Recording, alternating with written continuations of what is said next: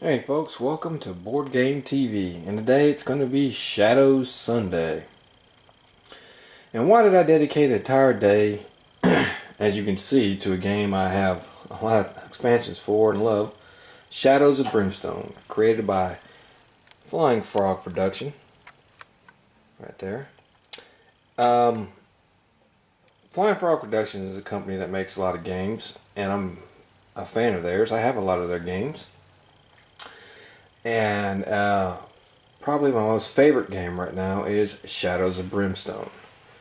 Um, it's a couple years old. It still isn't fully out with all the expansions on Kickstarter yet. Um, Fortunately, I didn't back, but I have bought everything they've had to sell at retail when they've put it out.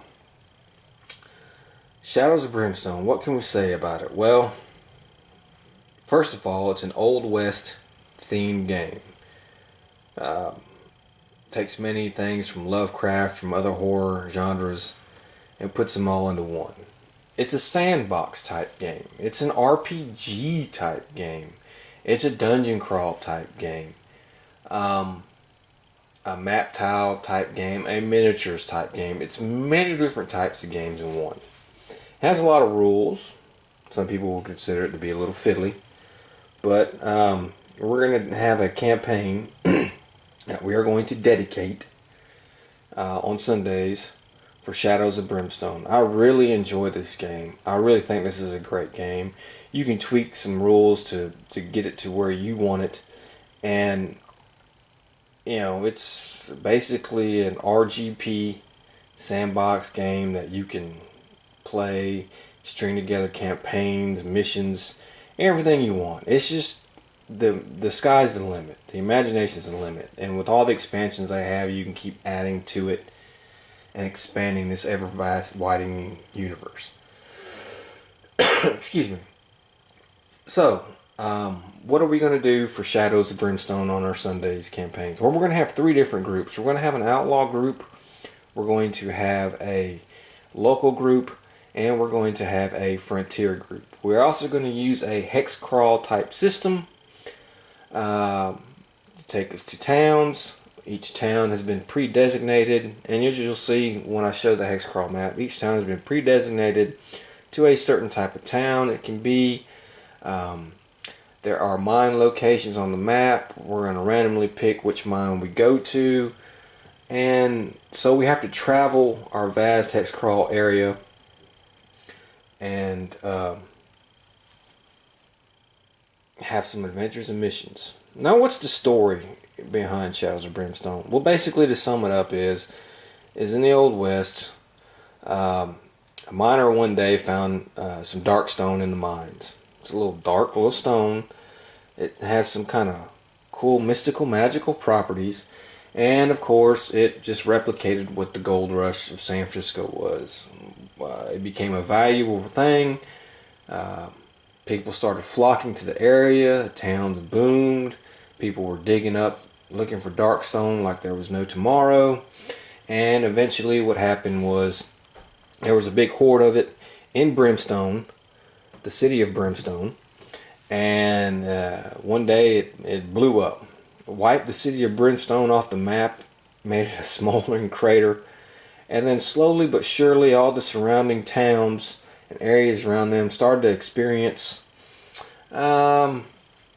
supernatural terror events type things.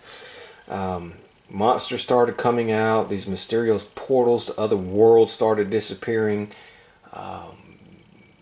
Evil things just descended upon the land.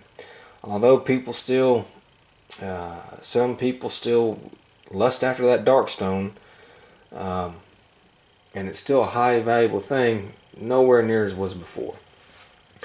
So with that type of environment, that's what we're going to do. Is we're going to play. It's probably been about a year since the town of Brimstone was destroyed, and monsters are starting to make themselves more and more prevalent.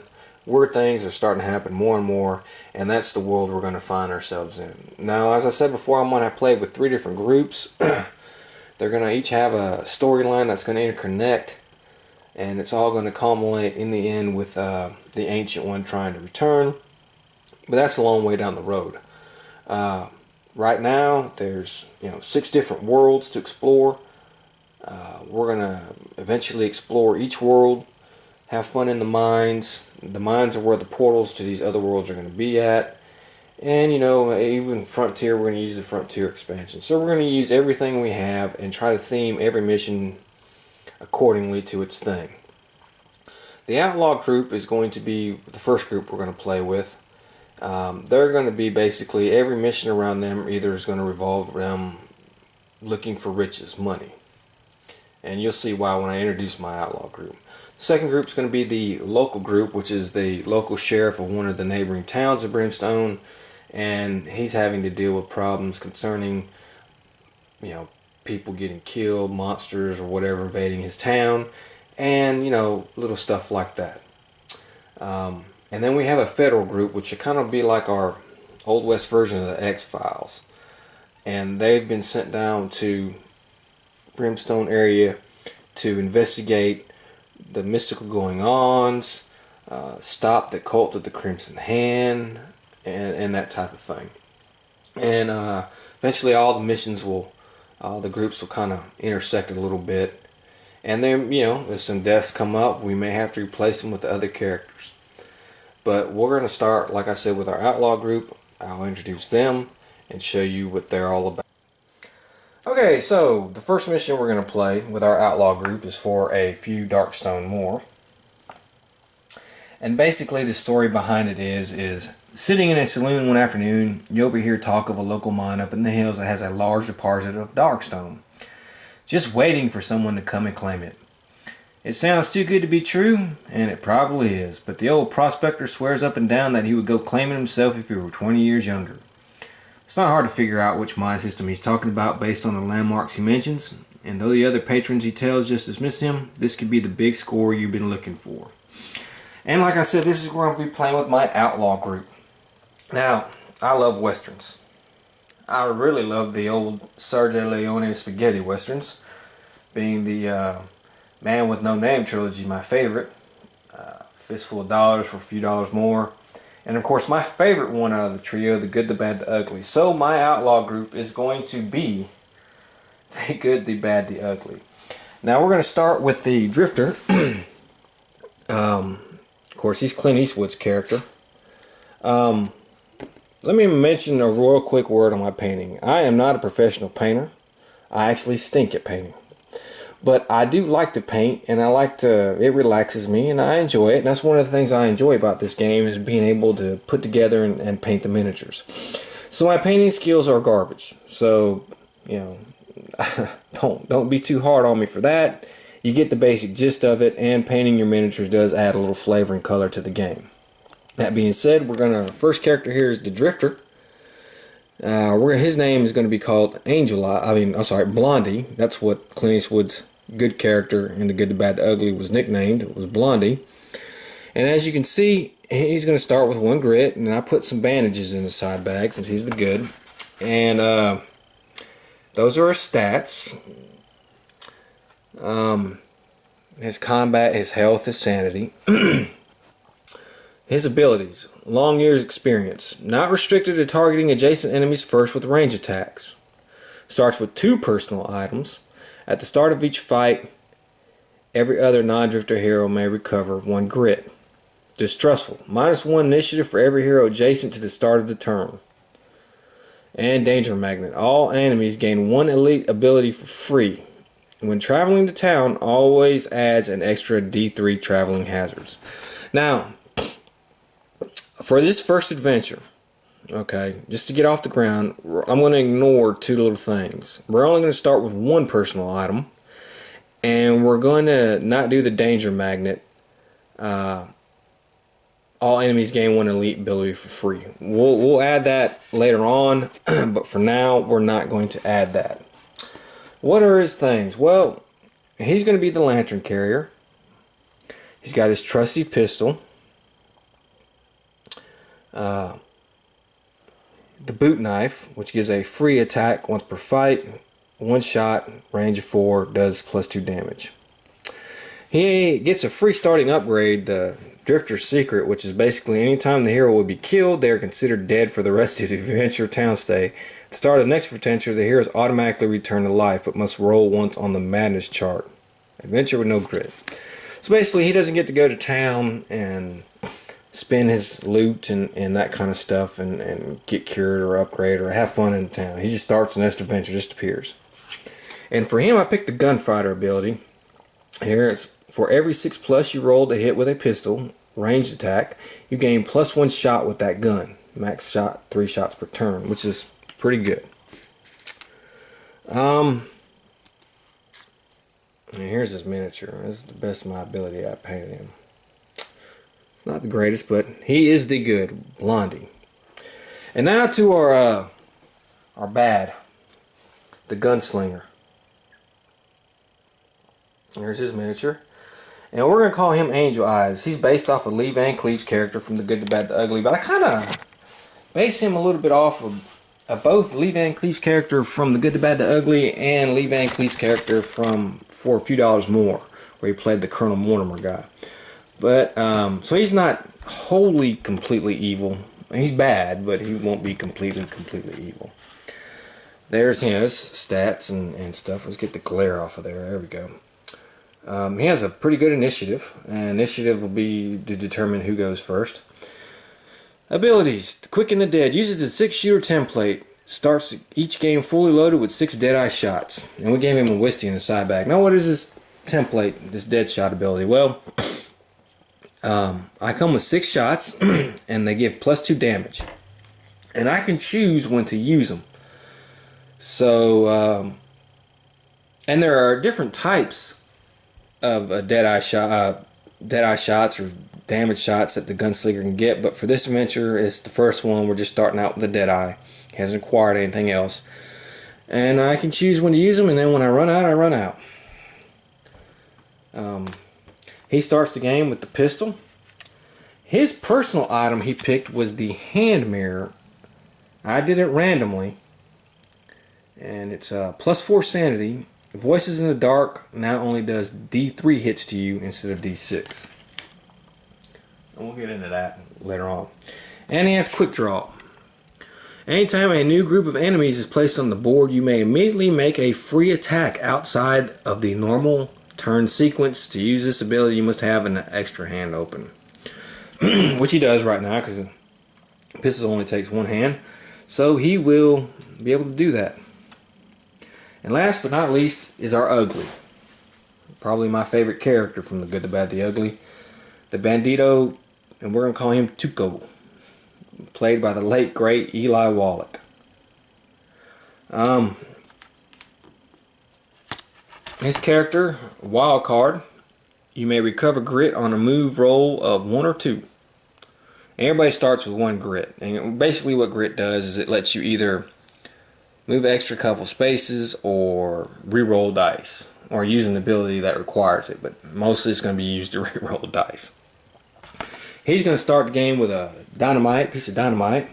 He gets a pistol, and he gets these adventure boots. These are his personal item. I guess that's fitting. +1 agility, +1 move. And he comes with the Twin Guns ability. You may fire 2 guns per turn with no penalty for the offhand gun. And he gets an additional pistol. So we're going to give him that, but he can fire both guns with no penalty.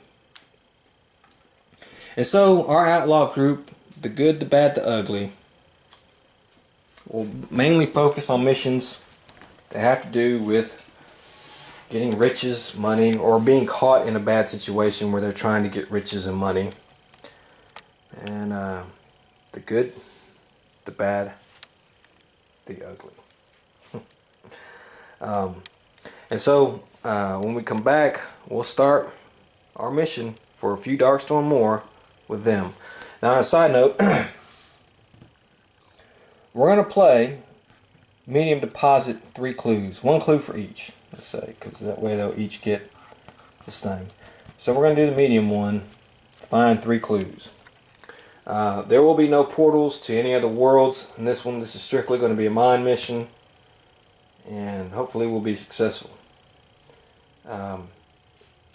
So we'll see you when we get back. Okay, here we go. Now, just a few side notes to start with.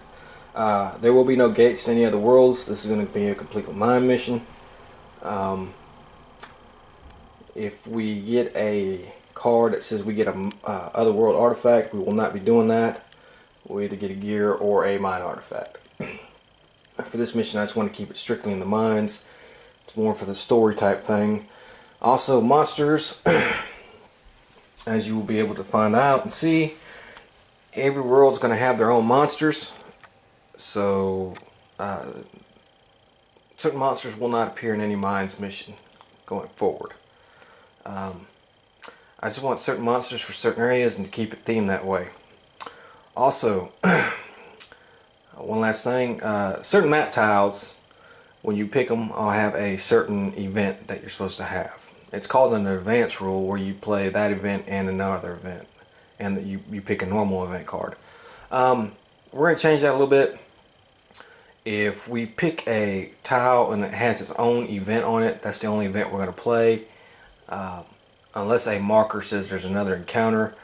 Other than that, we'll be picking from the regular event card. These mine encounters right here. This is the regular one that we'll pick from. But yeah, like I said, if it comes to pass that we pick a tile and the tile has a specific, which you'll see what I'm talking about in a little bit, then that card should be somewhere in here. Okay, so what do we got to do first? Well, I'm not going to go over all the rules. We'll just go step by step turn here. First thing we have to do is we have our depth track right here. This is us. And every time we get into a new room area, we move this forward. And you see there's a 7+, and then it goes 8+, and then 9+. And here's darkness start. So every turn, at the beginning of it, you have to roll a hole back to darkness. And for now, as long as we are in this area, all we need is a 7 or higher, and then this thing will not move. If we roll lower than a 7, then this thing will move. And then if it moves on a red thing, we're going to get a darkness card, and then you see spots that say growing dread cards. We'll have to draw a growing dread card. We'll come to that when we get to it. But for now, let's get going. So our first player with the highest initiative is going to be the gunslinger. He has initiative of 6. So we're going to start with him, and let's roll the die. And he rolls a 6. Alright, so we're going to move him 1, 2, 3, 4, 5. He's going to explore, and we're going to get a new map tile, and we get the big room.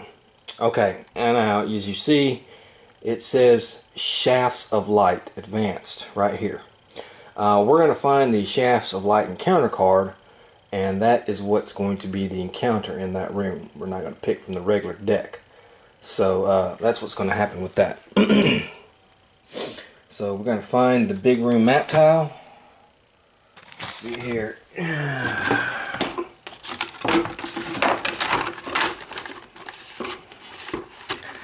Here it is.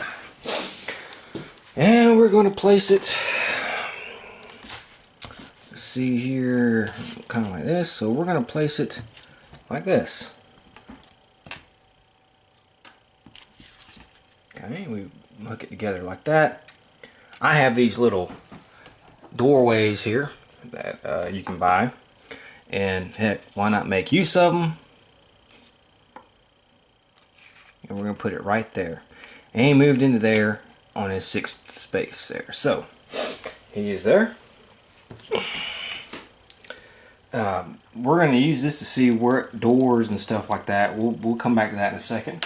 We're going to grab an exploration token, and we're going to put it face down on the tile.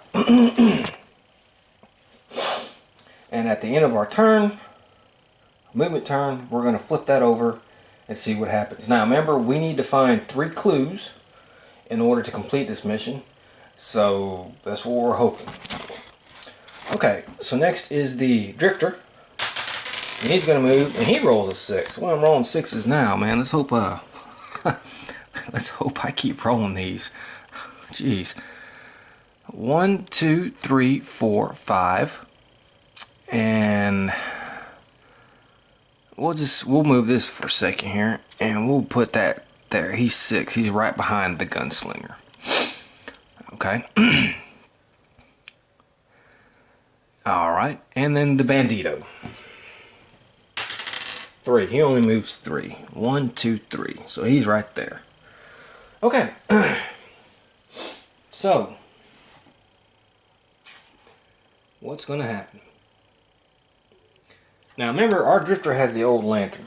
So if you are more than, geez, either 1 or 2 tiles away, you start taking voices in the dark punishment. So let's explore. What we have is we're going to have, here we go. We're going to have 1 doorway. So let's first look at this. We're going to have 1 doorway. So let's see which door we're going to get. We rolled a 1, so that doorway is going to be here at the top. So we're going to shut these 2 doorways off. And we're going to get a couple of these little tiles here. There we go. Okay, we don't need that card anymore. We're going to have 2 encounters. So that means we're going to draw an extra 2 encounters. An extra counter, I'm sorry. And of course we have the exclamation mark there. And that is a clue icon. So we have found our first clue. Let me see if the story says happens when we find our first clue. No, we just found our first clue. Alright, so we found our first clue. Alright. That's good. Now, alright, so we're going to have 2 encounters. Now we're going to start with the main room encounter. And that is going to be Shafts of Light. So I got to find the Shafts of Light card in here. Here we go. Alright, Shafts of Light. Here we go. Okay. The ceiling here is broken out in places with shafts of light spilling down into the room. Your spirits are lifted slightly at the hope that all is not lost. Not yet. Spirit check 5. Okay. For every 5 plus a hero rolls, they may recover a grit or cancel a darkness card on the roll. Then, if no hero passes the test, the overwhelming sense of dread is fine. Draw a growing dread card and add it to the stack. This kind of would have been a good card to get later on. We don't have any darkness cards now. We have all of our grit that we're starting with, so we hadn't used any. So we're going to have to do a check here. Spirit check. Let me see something real quick.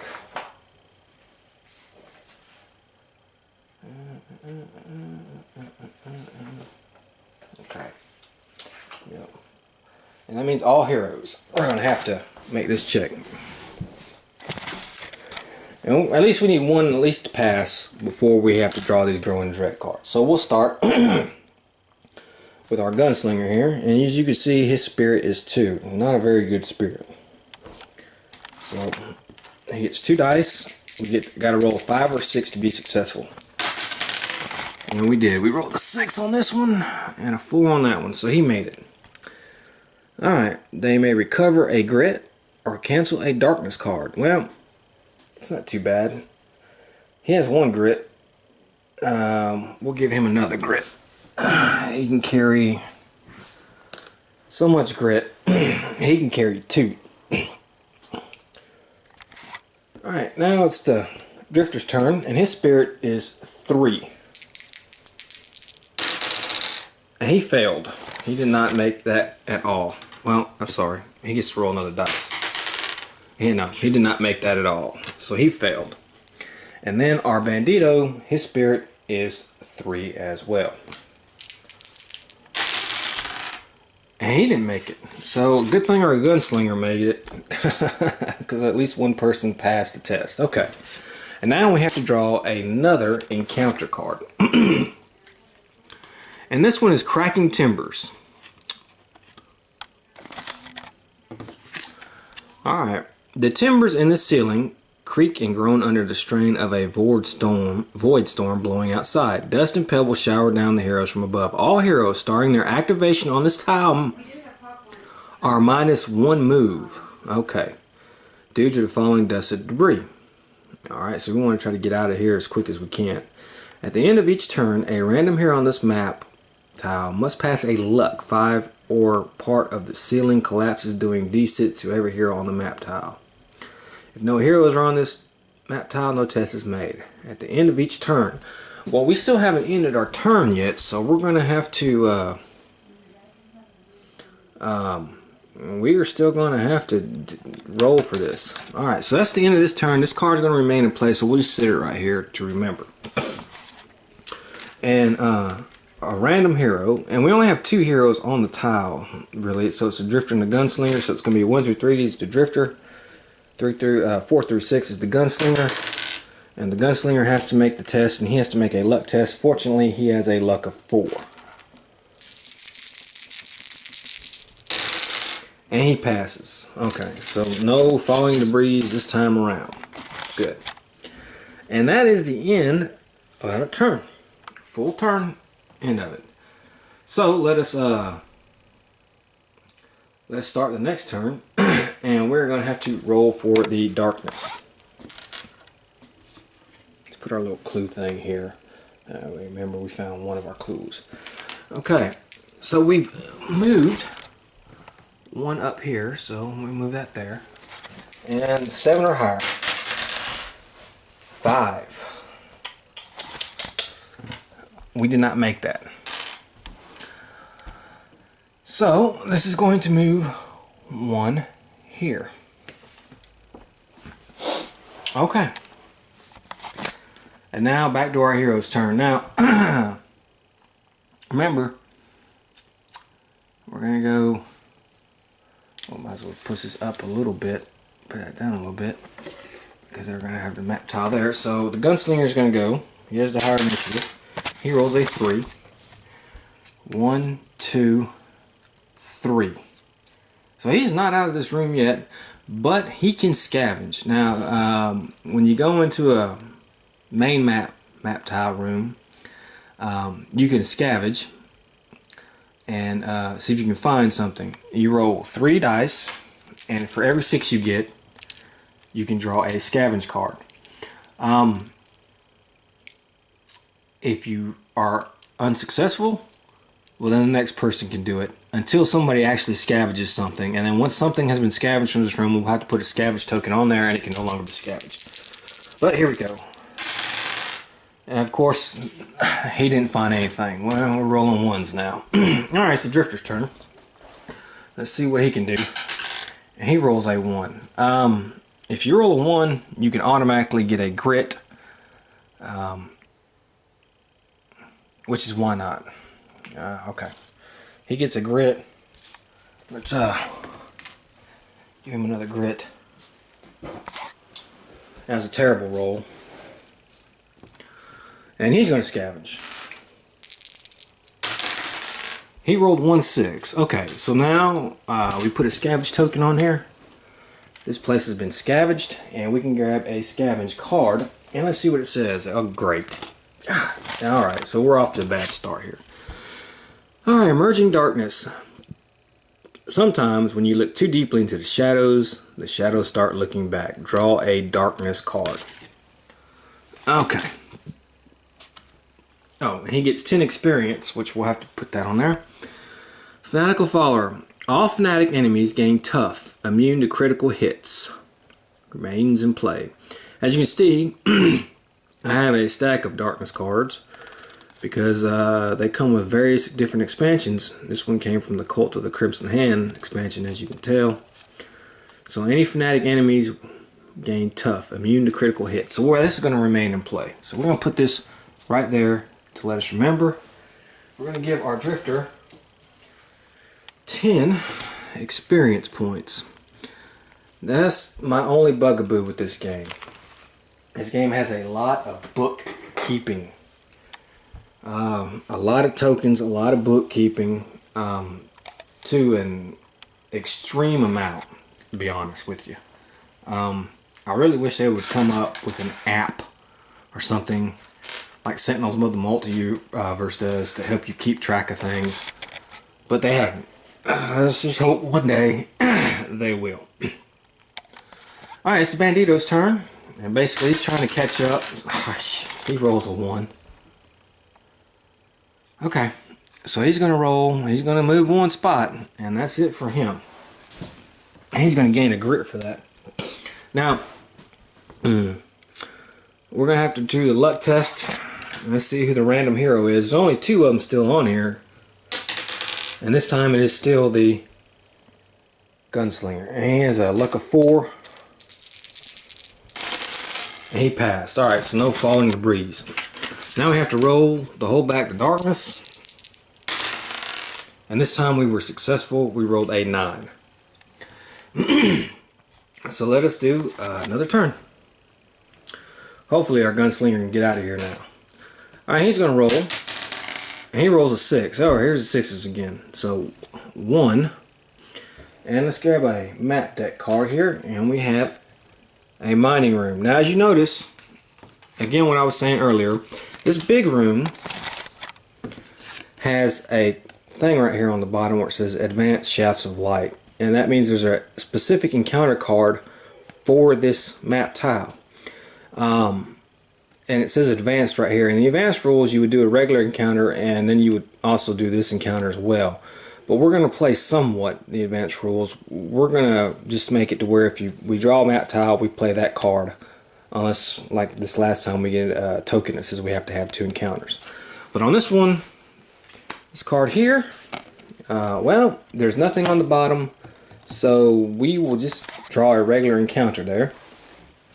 So let's grab that card.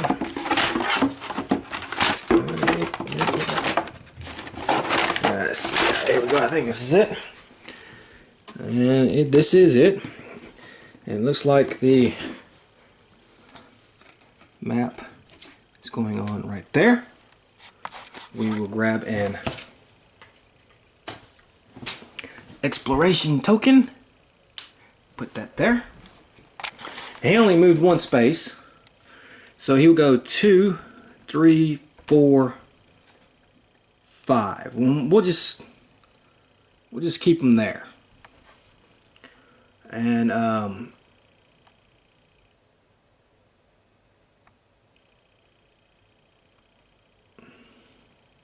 he was -1 anyways, because remember for this card, and yeah, so he was -1 anyways. So let's flip the exploration. See what's in here. Well, he's going to have an encounter. So we're going to have 2 encounters again. There's only 1 door on this, so we got to figure out which way the door is. Let's hope it's this way for space sake. 5 and 6. Well, it is that way for space sake. So good. We'll let that on that. Alright, so we put a tile here. And we will put a tile here. So the only way out of this room here is this way. Okay. The drifter, his turn. He moves 2. 1, 2. Well, actually, he can only move 1 because of this. And now the Bandito's turn. He moves 6, which he is not starting in here, so he will be able to 1, 2, 3, 4, 5, 6. Let's move him there. And we'll put that little gate there, thing there. Looks a little bit better. Okay.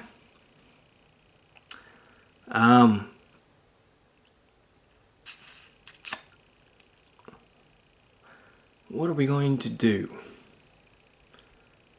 Well, we know we have to have an encounter. Besides the one we normally an encounter. So we get to pick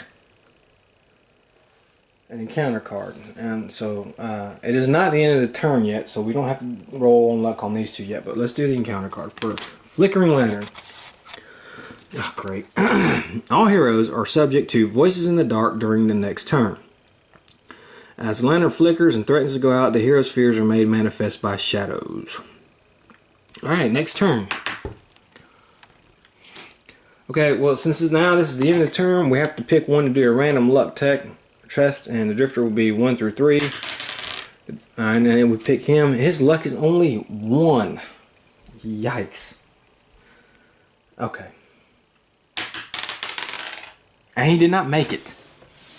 Now I can spend a grit to re-roll, which is exactly what I'm going to do. And we still didn't make it. Okay. Okay. So now, the penalties. We have to do a D6 hits to every hero on the map tile. That's 2 of them. So we'll start with the drifter. He's going to take 5 hits. Wow. Okay. Wow. Alright. 3, 4, 5. Now, as you can see, he has a defense of 4+. So, we roll 5 dice because he took 5 hits. Anything 4 or higher, he was able to dodge and will not be a hit. Okay, well, there's 1, 2, 3. So he only takes 2 hits. So he's going to get two wounds on him. Okay.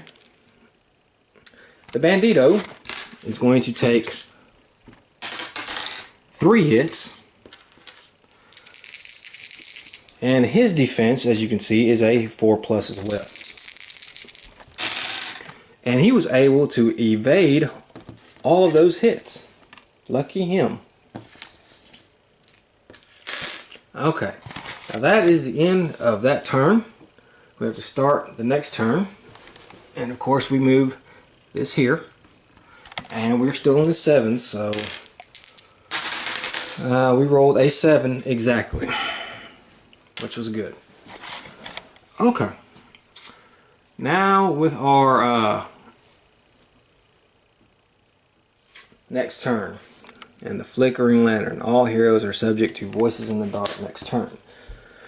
Well, when on this turn do we do that? I'm guessing it would be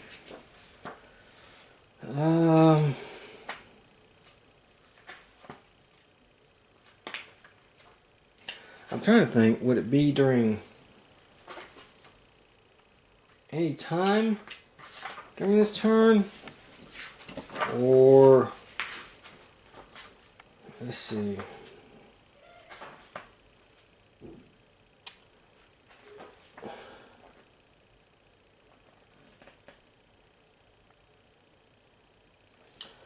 At the start of each turn, I guess, the hero that has the only must roll low back 9. I guess it would do.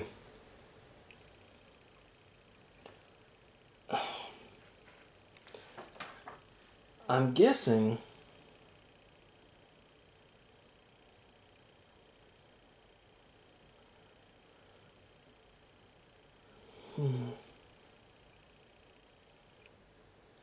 Okay. I'm guessing we'll do it now. And what has to happen is we have to take D6 horror hits for everybody.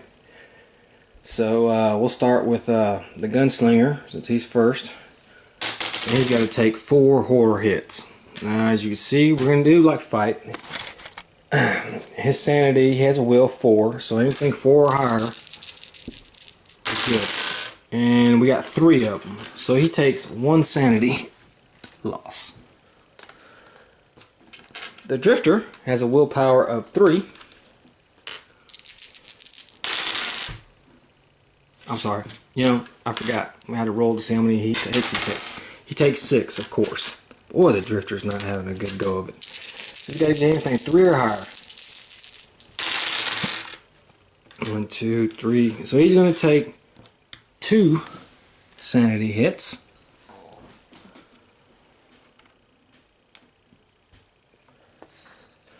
And to go here, a bandito. he's got a willpower 5 plus. He's going to only take 2 hits. He's able to defend one of them, so he only takes 1 sanity hit. Okay, so we've done our darkness. We've done that.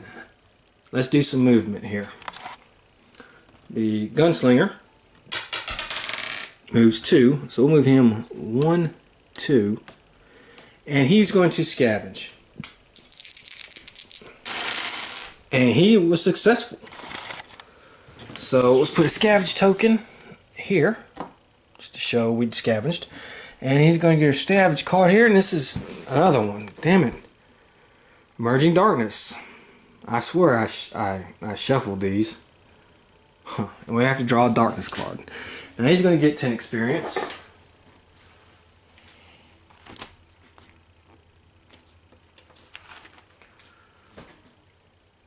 And let's hope this darkness card is not terrible. Ritual Fire. Every hero, oh boy, every hero takes 4 horror hits. For each sanity damage taken from these horror hits, that hero also gains a burning marker. Well, as you can tell, this is coming from a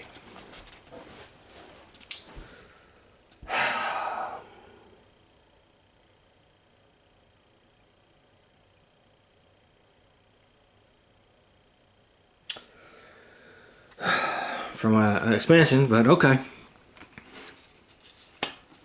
Okay. So every hero takes 4 horror hits. Well, alright.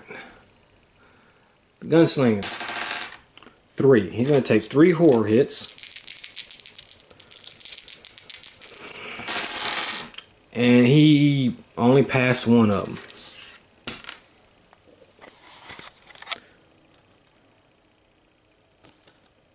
Well, I forgot about this. But oh well, it was only 1. So I got to take 2 horror hits.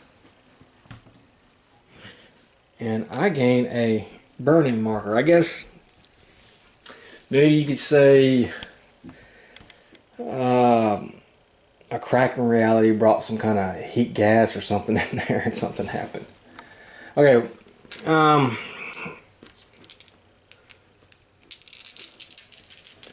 Our drifter, well, he did 2, so he's going to take 2 sanity damage. Wow, already, man. He's just getting. Whew. And well, our bandito, he takes 3, and that's troubling for him because now he has 4, and as you can see, he only has a sanity of 8.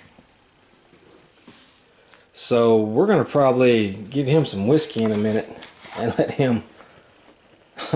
him wow. Okay, burning marker. We'll have to figure out what that is. I have these little reference cards which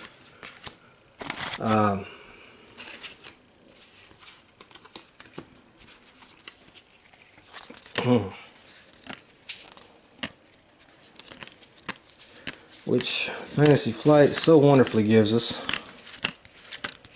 As you see, the little reference things. It's got to be in here somewhere.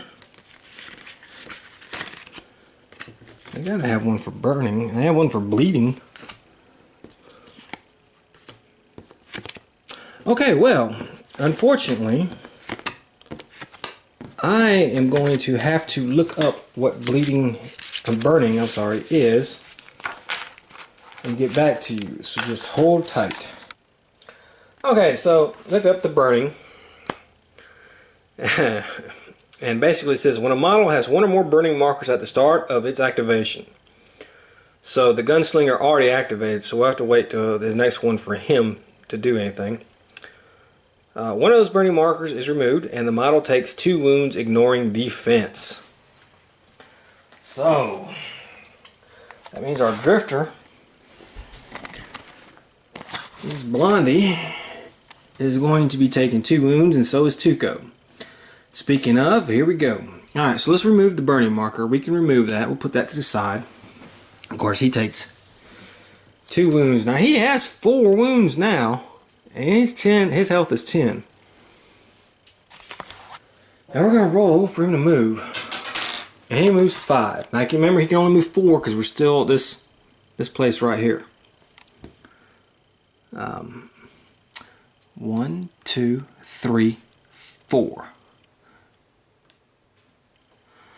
Okay. And he's still somewhat on this tile, so we're still at the end of his turn at least going to do that. But he's going to use his bandages. So, he's going to heal D6 wounds. Oh, you know what? Let's spend the grit. We need to heal more than that. Okay, 6. Oh, goodness. So he heals all his wounds. And there's nothing to scavenge there, so it's already been scavenged, so the bandito. Oh, let's take the burning marker off of him. Let's give him 2 wounds. Okay. And we rolled a 3, so we will move him 1, 2, 3. We'll move him next to Gunslinger so we can trade a little bit. The Gunslinger is going to give him the whiskey. And he's going to roll a d6 to get rid of some of this sanity. He rolls a 2. Now, do I want to spend a grit to re-roll that? I will. On 4. Okay, that's better. So now he loses. He goes back, and so now back to the 4. Okay, well, at the end of that turn, and since he's still partially, I don't know if you see it real good, but he's partially on both tiles. So that means he's still on this tile. And you know something? Well, it's not going to matter because he does have +1 move. I forgot about that. So I'm still right on that. Okay, so now he's just going to have to make a luck test. And remember, his luck is 1.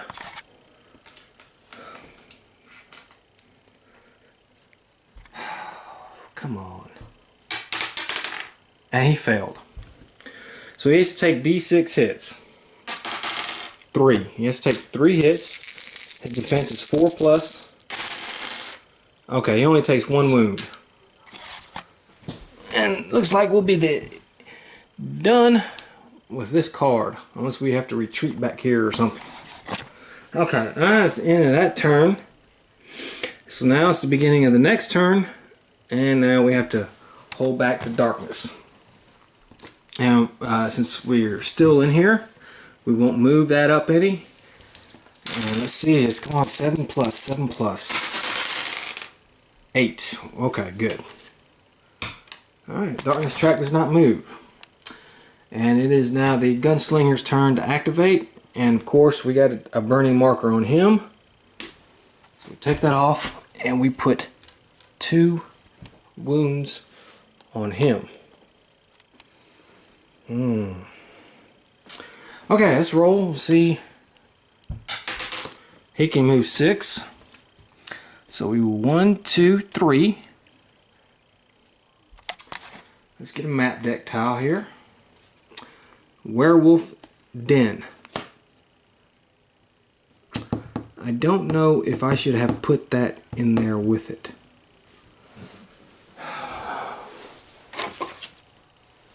Yeah, I guess we could have. It's from an expansion. No, put that there. 3, 4, 5, 6. Okay, let's put an exploration token here. And we have a card for that, Tattered Rags. So that's going to happen no matter what. And as you can see, there's only one other way out, this way. Alright, so what does he want to do? Well, let's flip this, see what we got. We have 2 encounters, so we are going to have an extra encounter. I'll put that there. Okay.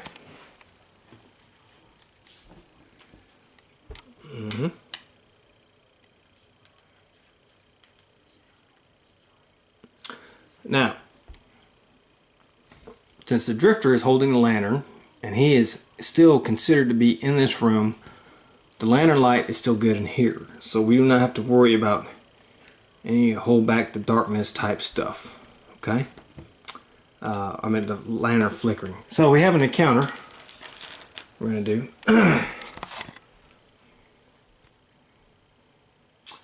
And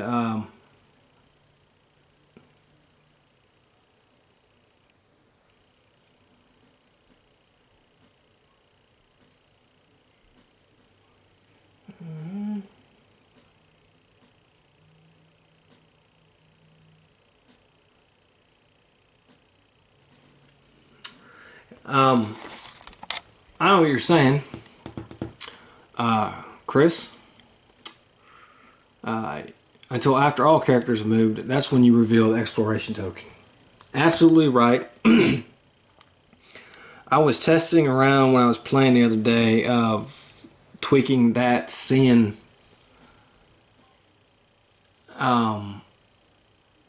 if I should do it like that. And, you know, I come to the conclusion, I'm just trying to think of it in real life.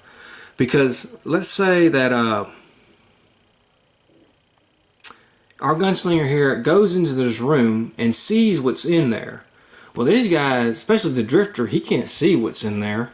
And I know maybe certain encounters wouldn't affect him, but it's kind of like happening in real time, if you know what I'm saying. Whereas, okay, well, he goes in there, we don't know what's in there. Even though he's in there, we still don't know what's in there. And then we move the other guys and stuff like that. So, you know, I tweak it around trying to figure out, because I want it to be a little bit more realistic. And, you know, I thought about playing it like that for this game. But then I started thinking, maybe I should just play it straight up by the rules on that end, even though I'm not playing straight up by certain other rules. And just have it like that. But be it as it may, I guess we're going to keep doing it like I said, a little bit more realistic. He walks in there, hey, if it's a trap, it's a trap, you know, he gets screwed. But I know supposedly I would move these two characters, then I would reveal the exploration token. However, I'm going to keep doing it the way I'm doing it, to where he moved in there, he sees what's in there, it can affect him. And possibly others. So we have to do 2 encounters. Now the first one we have to do is that tattered rags. That came with the tile. So let me find that card. Tattered rags. Here we go. Okay. Tattered and bloody rags litter the floor here. The remnants of clothes.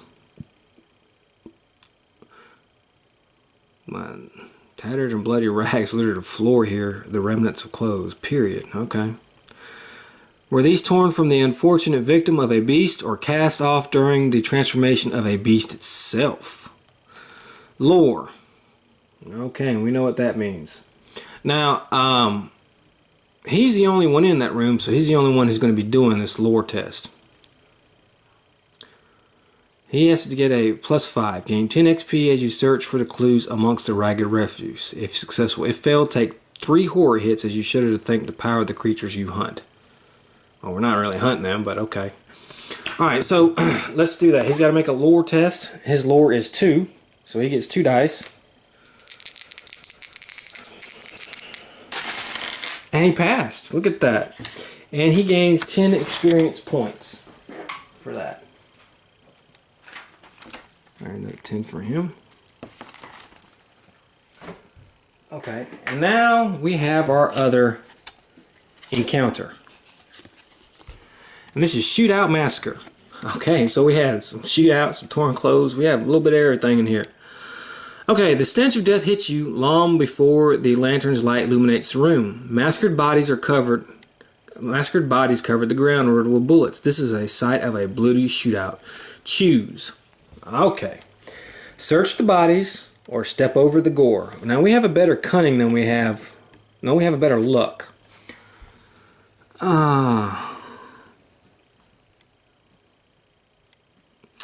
So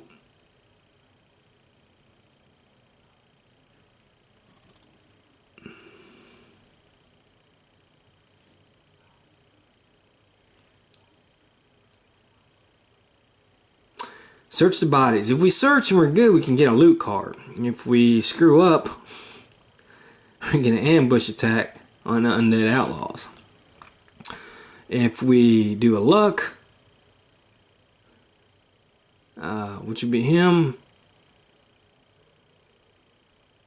we only have a penalty if we fail. So let's do that. We're going to do a luck. He's going to do a luck. We have a luck of 4. We need to get a 5 or higher.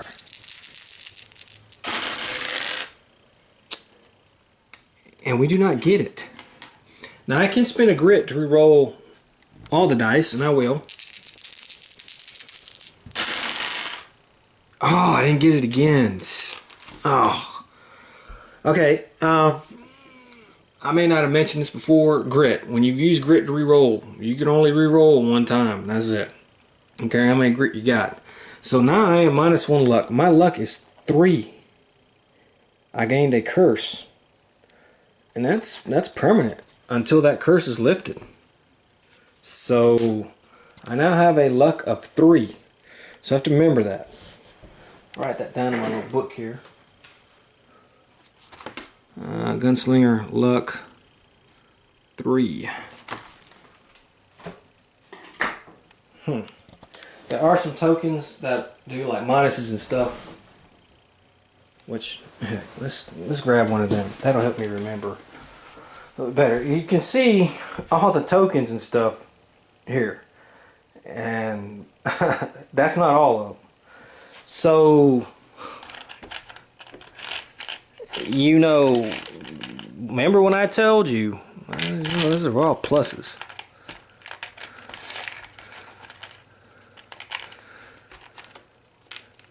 Huh. Okay, well, we'll just remember. Like I said, remember, these are all the tokens. I told you this game was a lot of tokens and a lot of fiddliness. So, tell you what, though. Come on, where's the 3?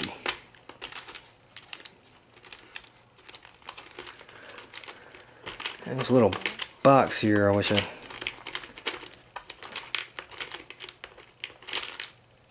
Okay, well, we spent a little too much time on this, and I can't find a 3 to save my life, so on everything but a 3. Oh, here it is. Okay, 3. So we'll just take this and put this up here where his luck is. Remember, his luck is 3.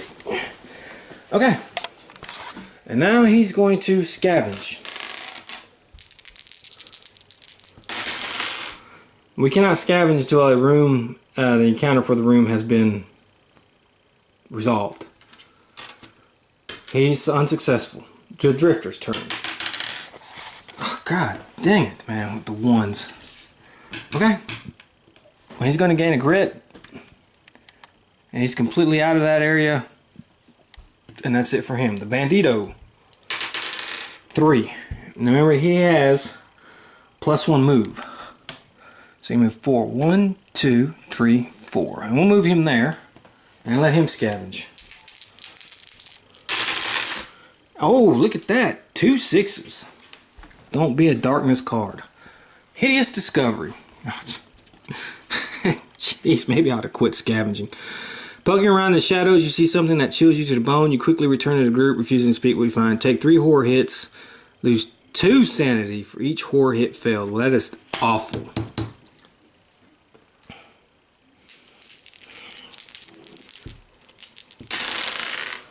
I only failed 1, so he's got to lose 2 sanity.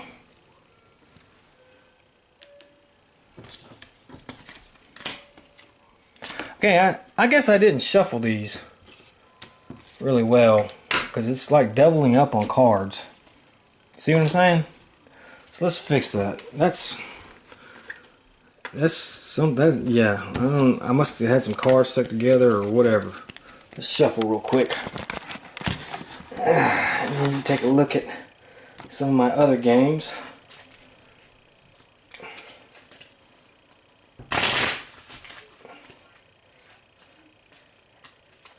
Okay. And also, while we're thinking about it, let's put that door there. Make it more thematic. Okay, so we're back to alright. Alright, here we go. Nothing here. Nothing to find. 10 XP. So Tuco here gains 20 XP, and scavenging has been actually counterproductive for me this game. Scavenging has been bad. I need to really quit, I guess. But it can't be always bad, so here we go. And that's the end of that turn. So now we have to roll for Hold Back the Darkness. And we still need a 7 or higher. And we got it. We got an 8. Okay. And now it is our Gunslinger's turn.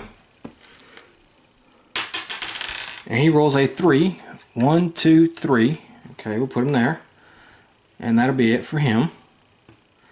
The Drifter. Come on, high roll. Alright, 4. 1, 2, 3, 4. Okay. And now for the Bandito. Tuco, he rolls a 2. He can move 3. 1, 2, 3. Okay, so that's basically going to be it this turn. We never advanced on. And so now we just have to hold back the darkness. 10. Now we roll devils. Okay. When you hold back the darkness and you roll devils, any devils, there's a chart that you have to go, and it has a special thing. Now we're not going to move that. We're going to do what's on this. 5. Terrifying Shriek. A shriek of pain and suffering echoes through the mind, chilling you to the bone. Each hero on the mines immediately takes D6 horror hits. That's awful. We haven't much physical yet. We haven't fought anything really yet. This is all mental. So we'll take the Gunslinger, and he's going to have to take 1 horror hit. Well, that's not too bad. He passed. Okay. The Drifter. He takes 6, of course.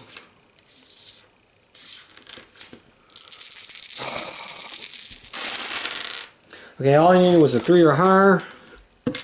So he's going to take 2 more sanity loss. As you can see, he's starting to gain a little bit here. He's at 12. 4, 5, 6. He has 6 now, so he's halfway there. Yeah. And Tuco. Come on. Oh, God. Tuco's in trouble.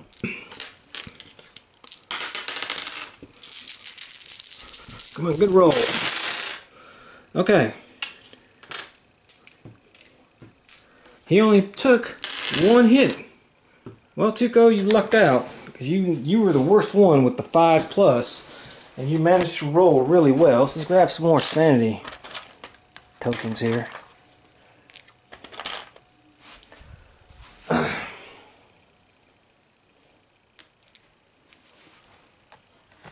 Okay. Alright, maybe if we can start getting some good stuff happening, man. This game has not been that good so far to us. Alright, the Gunslinger. Well, he gets a grit. And that's that. Actually, we're not going to move the Gunslinger. We don't want to go exploring too far yet. It's the Drifter. He rolls a 5. 1, 2, 3, 4.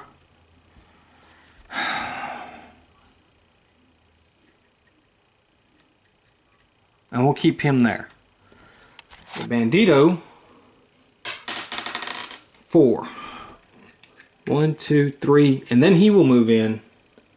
We can finally do our thing. And we have the Vault, which is going to have its own card.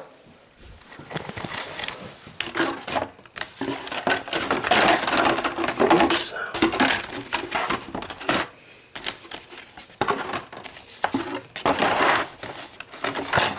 Come on.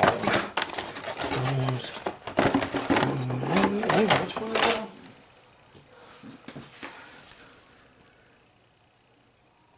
The one with the shafts of light on it, I guess.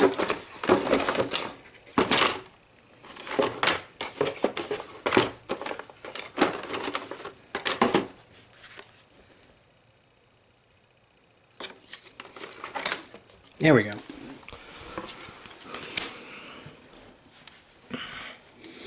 And what we're going to try to do is set it up to look like that. And so it's going to go This is the bottom.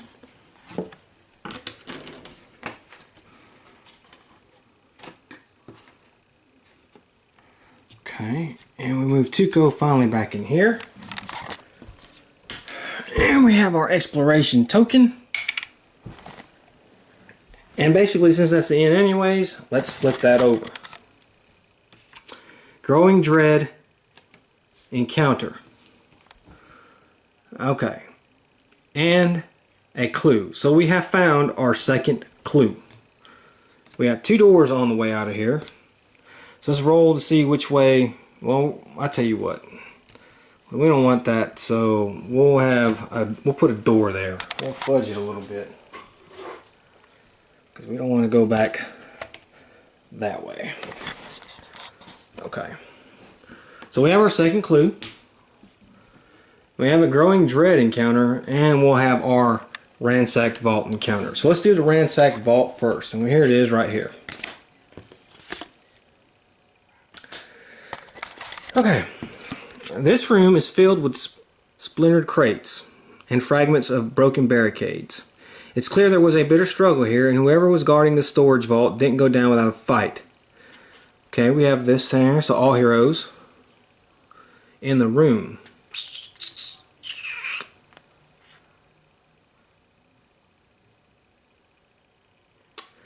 Have to make it cunning.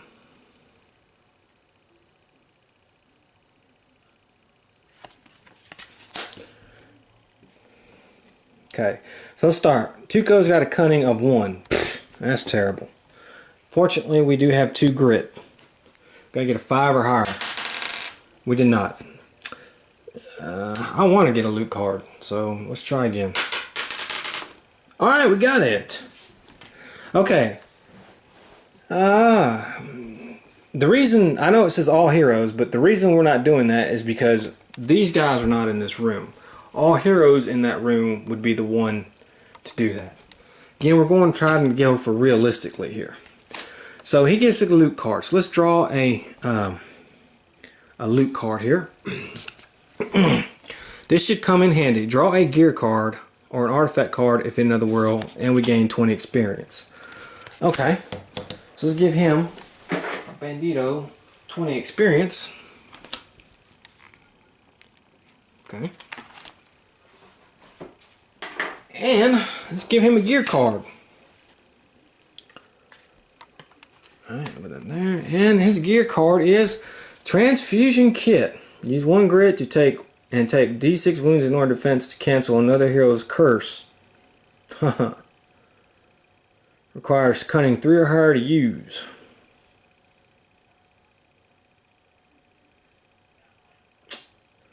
Well, that's not that great. We can always sell that when we get in town. He couldn't use it because his cunning is garbage.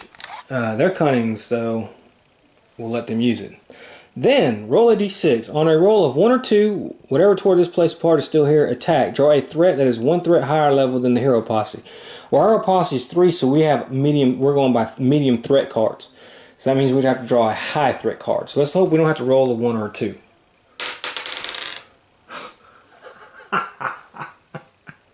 Do I want to spend a grid to do that?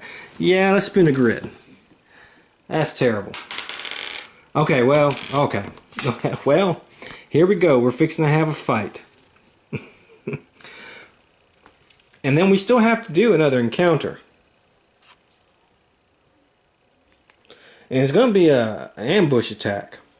Which means not some good things. But let's put this back.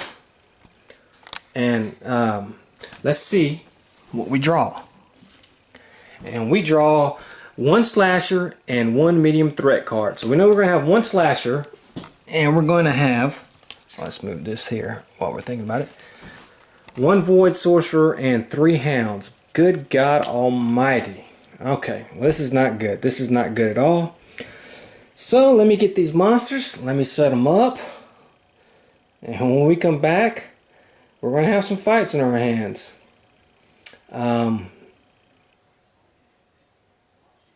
This is the end of the turn. So it's going to be... We're in the middle of an encounter. So, yeah. Okay. We come back, we'll figure it out, and start fighting some monsters. Finally, I guess you could say, for those of you who say, hey, it's been boring, finally, fight some monsters. Okay, we're back. As you can see, the game board has been cleared for monsters. It's our turn again. Depth track this here. Move one more tile. We'll still be in the 7. So let's roll to hold back the darkness. We did not. We get 2 oh my god, that's going to be so bad. There are fiendish creatures. Ambush attack. There are fiendish creatures and demons in dark places of the world. Ambush attack. Draw a threat card to immediately ambush the heroes.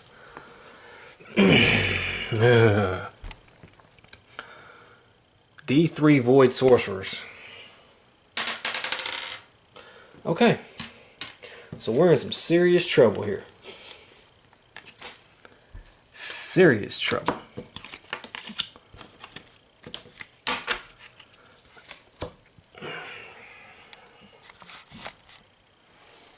Let's get back our Void Sorcerer. Wait a minute. Okay, so you noticed the Darkstone Hydra is not on the board. And that's because his card wasn't supposed to be in there. He's reserved for another world. So I had to redraw, and I ended up having to draw 2 Darkstone Brutes. I guess I can show you some of my paint jobs as they are. Here's the Void Sorcerer. Here's one of them. Not too bad. Not too great, but not too bad. Here's the Night Terror. Yeah, I know. Here's these little Scourge Rats. They don't look like much. And here's the Darkstone Brutes. That's what they look like. They have the lowest initiative, so they were set up like that. So I kind of don't think we're going to survive this fight. I got unlucky and kept drawing monster plus threat card, monster plus threat card, and so this is where we're at. If by some miracle we do win, we're going to get to each draw 3 loot cards, but who knows. But like I said, in this thing right here, we can scavenge, but it's going to count as attack to try to find a dynamite token. But, you know, who knows. Okay, so first thing we got to do is just go ahead and hold back the darkness. As you notice, now we got to roll an 8 or higher, and we did not.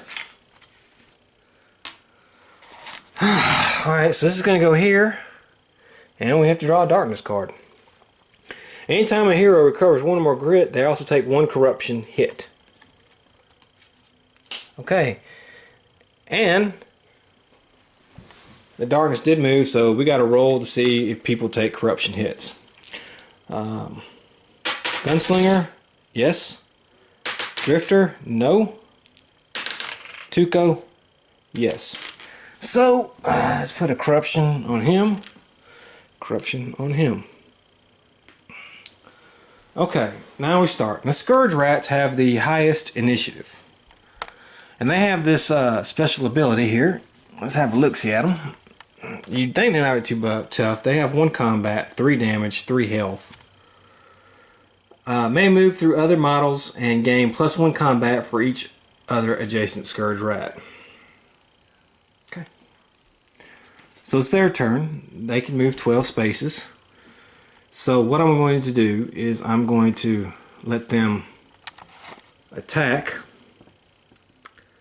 the closest hero, which is the Drifter. So move, move. 1, 2, 3, 4, 5. Move. So this is what we have. Okay, and now they're going to attack the Drifter. They got to get a 3 or higher. So let's see. Only one of them hit. The Drifter gets to roll for his defense. And he did not get it. Which is terrible. Well, hold on. We forgot. The Gunslinger's special ability. Okay. And we're here, here, and here. 2, 3, 4, 5, 6. Well, he can't attack anybody. He's too far away. Yeah. Okay. So our Drifter is going to take a wound from that attack. He's going to take 3 wounds. Yikes. And he's in trouble. He now has 7 damage. He has 3 health left.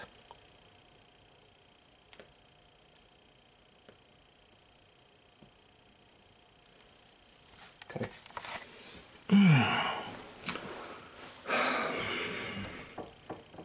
And now it is the Gunslinger's turn.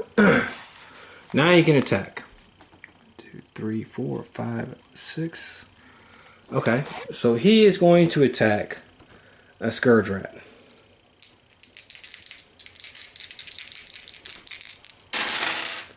Oh, that's terrible. We're going to have to do a grit. We can't have that.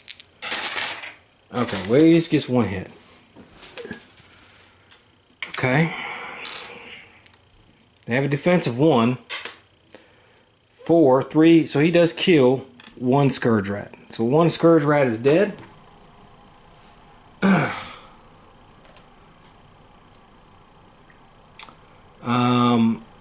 15 experience.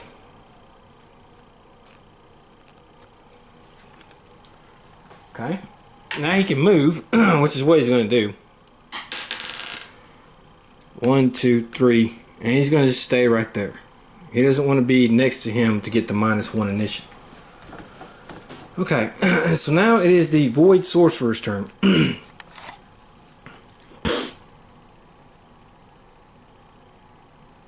And remember, they have a range of 16.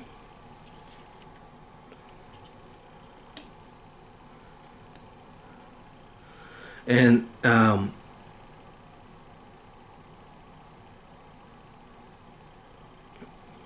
he is going to attack the Drifter. While he can see, if you were to look through his maybe point of view, he can see the Gunslinger in the background. So he was going to attack the Gunslinger. So let's start the one attacking the Drifter first. Gets 3 shots.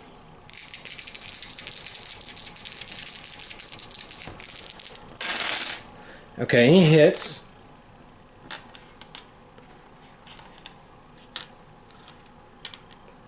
Twice. And that's going to ignore defense on the Drifter, and that's going to do 4 damage. And what that's going to do is knock our Drifter down.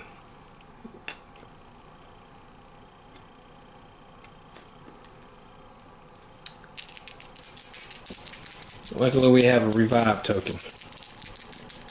And 1 on the Gunslinger. Okay, that's 2 hits. That's 4 damage. So our Gunslinger is still going. 4. Okay.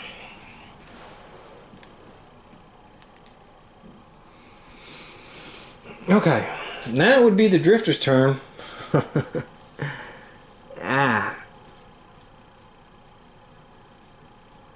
But we got to do the revive. Let me look something up real quick and see what I can do with that. Okay, so we're going to use our revive token. And we can use it anytime. And we're going to revive the Drifter. That means he's restored to full health, full sanity, and he gets to recover 1 grit. Doesn't say anything about corruption points. So that being said, it is the Drifter's turn. Remember, he has his free attack once per fight with the boot knife. So he's going to use that. and it's a hit, and it does +2 damage. 4 + 2 is 6. Alright, so he kills him a scourge rat as well, just with a little boot knife. Alright, so let's take him. He gets experience. He gets 15 for that. Now he's going to attack. And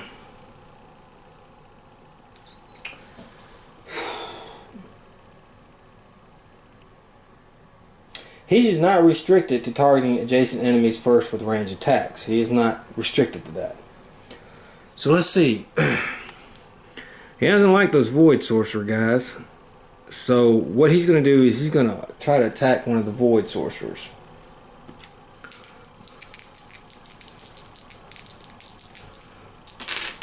Okay, well that's 2 hits. It's good. Now they have the shield, so there's no critical hits, but he does do 2 hits.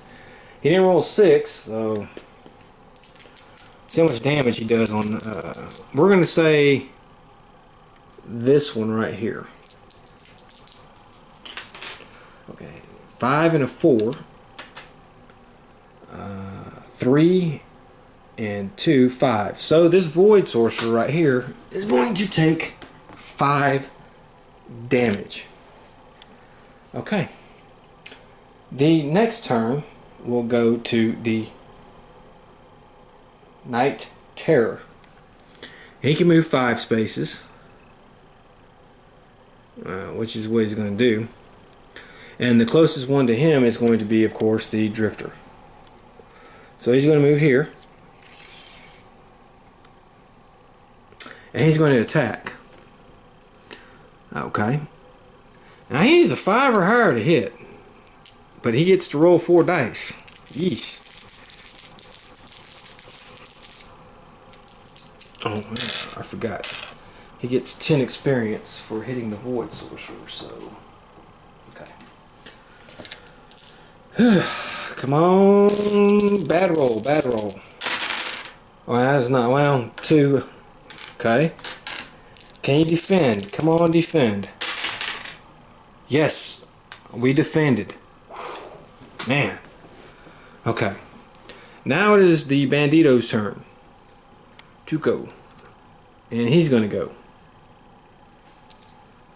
He's going to move 1. Oh, alright, he can't move. 1. Alright, well he gets he can roll again. 4. 1, 2, 3, 4. Okay. Now what's he going to do? He has dynamite. And if I can get the dynamite into that space, I can blow some stuff up there. Okay. I can throw it. Let's see. We have the little dynamite chart here. Of course, we have a strength of 4. So I'm going to go 1, 2, 3, 4. I can't get it there. We're not quite there. Well, let's see if we can get it there.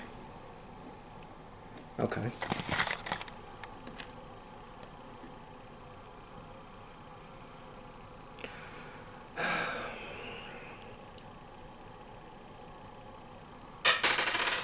Alright, we did. So, dynamite is here, and it's going to blow. Now, what happens when you have dynamite? It's going to do damage, and it ignores defense. So the Void Sorcerer and the dynamite would be next to him. So if it blow up, see, this would make sense.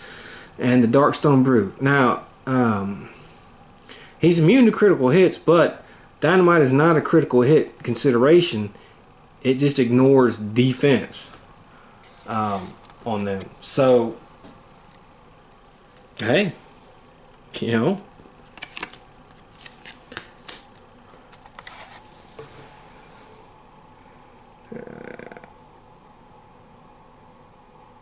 D6 wounds. Okay, we're going to roll for both of those guys. And we'll roll for that Void Sorcerer first and see how many wounds he's just going to take right off the bat. 4. He's going to take 4 damage, and the Darkstone Brute is going to take... Okay. That fell. 5 damage. That's not too bad. 4 for the Void Sorcerer. 3, 4 for this one. And this Darkstone Brute is going to take 5 damage.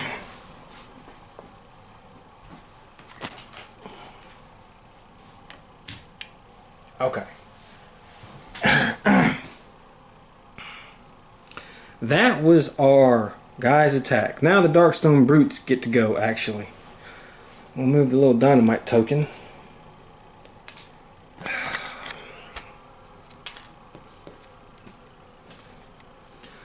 Okay. Now, he can't move, so he's got to move first. 1, 2, 3, 4. Alright, let's move this. And he's on the drifter. And if I do that, the other one may not be able to attack. So I'm going to move him up. And he's going to attack the Gunslinger. Okay. And then the other ones, he's got to go around. 1, 2, 3, 4, 5. Alright, he's going to attack the drifter. Okay.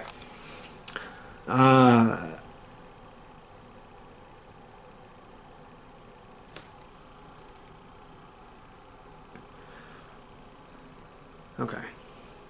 They have this special thing.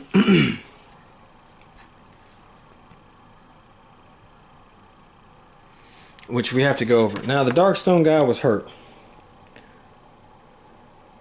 Anytime a hero does 1 or more wounds to a Darkstone Brute, they may collect 1 Darkstone on a d6 roll of 5 or 6. So the bandit gets to roll to see if he got a Darkstone shard.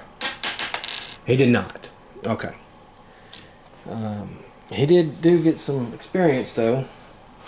He got 5 and I believe 5 for each dynamite hit. Okay. So Darkstone Brute has this craze thing. It says when attacking, if there are more than 1 adjacent hero, which for this one there is, targets every adjacent hero with combat 2 instead. So that's what he's going to do. So he has 2 combat. He's going to go after the Gunslinger first. And he hits. The Gunslinger has defense. And look at that, double 6s. So, okay.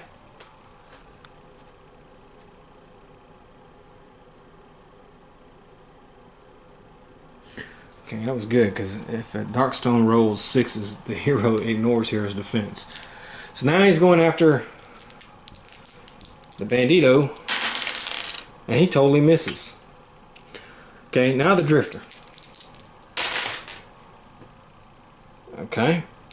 Alright, well, 1 miss, 1 hit. And that's going to ignore defense.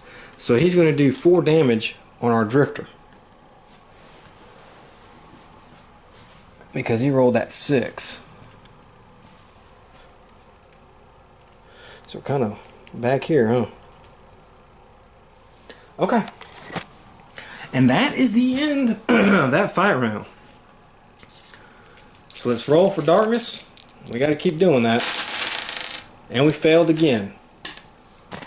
God. Alright, now we got to roll for corruption hits. Fail. Pass. Fail. Okay, man, these guys are getting corrupt pretty bad.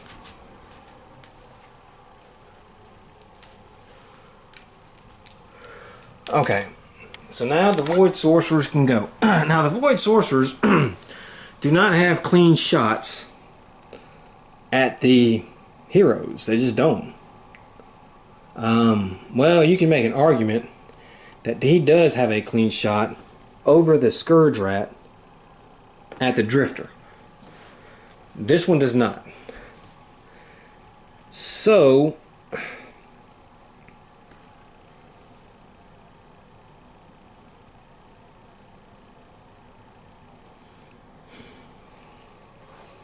But it's not their turn yet. It's the Scourge Rat's turn. The Scourge Rat's going to attack the Drifter. And he misses completely. Okay. Now it is the Gunslinger's turn. And of course the Gunslinger is going to get to shoot at our Darkstone Brute. And he's going to use a Deadeye shot. Definitely. Okay. What was that? Immune to critical hits. Yeah, he's immune to critical hits. Unfortunately, we won't get to spin that Deadeye shot because that idiot did not hit. So he totally missed on that. Okay, so now it is the Void Sorcerers. He's not going to move. He is going to try to attack our Drifter. Okay.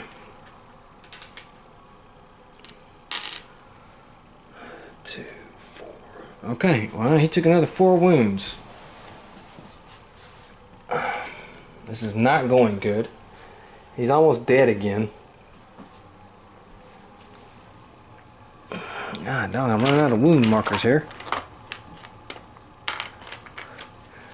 So that's not good.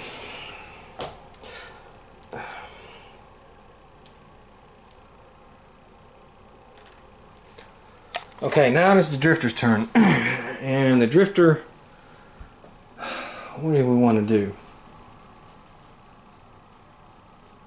Who do we want to shoot at? The Night Terror? Why not? He's going to shoot at the Night Terror.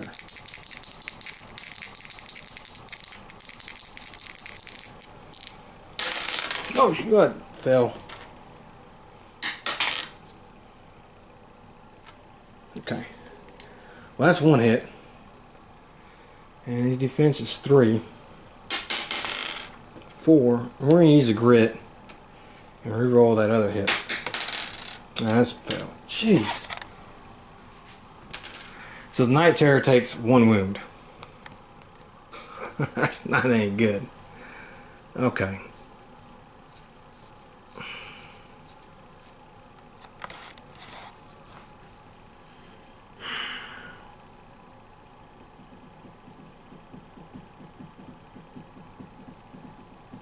Okay. Wound in a minute. Hey, Night Terror is attacking our Drifter. Let's see here. He misses every single one. Look at that. 3s and 4s. Bandito goes, and he's attacking. And he's going to attack this Brute, who's already wounded here. Or is not. The Brute is not wounded, that's right. He gets 4 shots.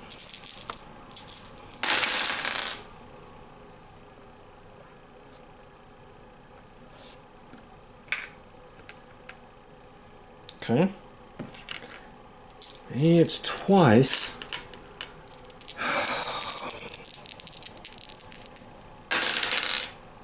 5 and 4. This thing has a defense of 4.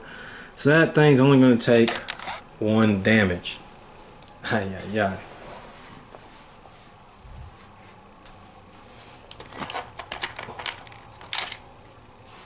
Okay.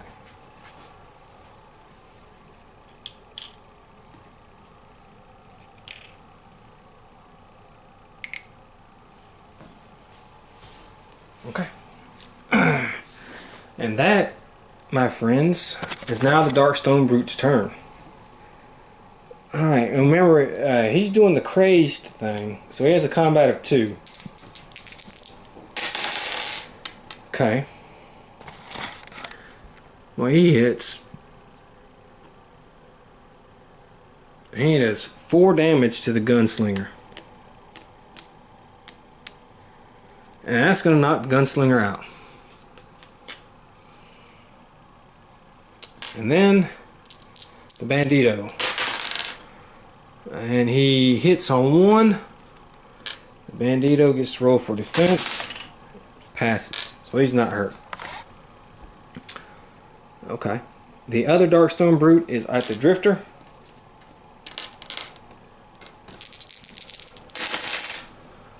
Okay, he hits twice. The drifter gets to roll for defense. Okay. No hits. Alright. So that's the end of that turn. Okay.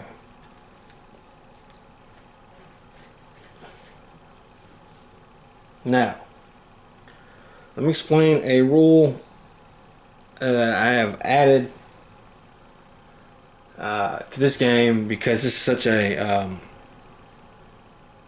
going to be a long campaign, and I kind of wanted to stack a little bit in the favor of the heroes for at least a little while. The way it is, if you use 3 heroes, you're only given 1 revive token.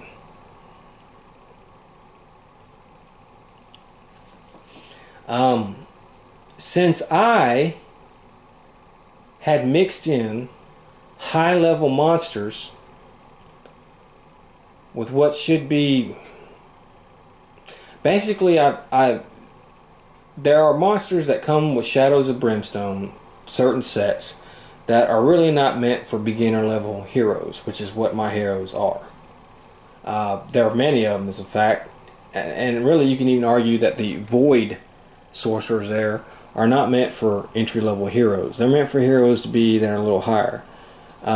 Because when you buy the base sets, all that you really get is Hungry Dead and Tentacles and Spiders and stuff like that.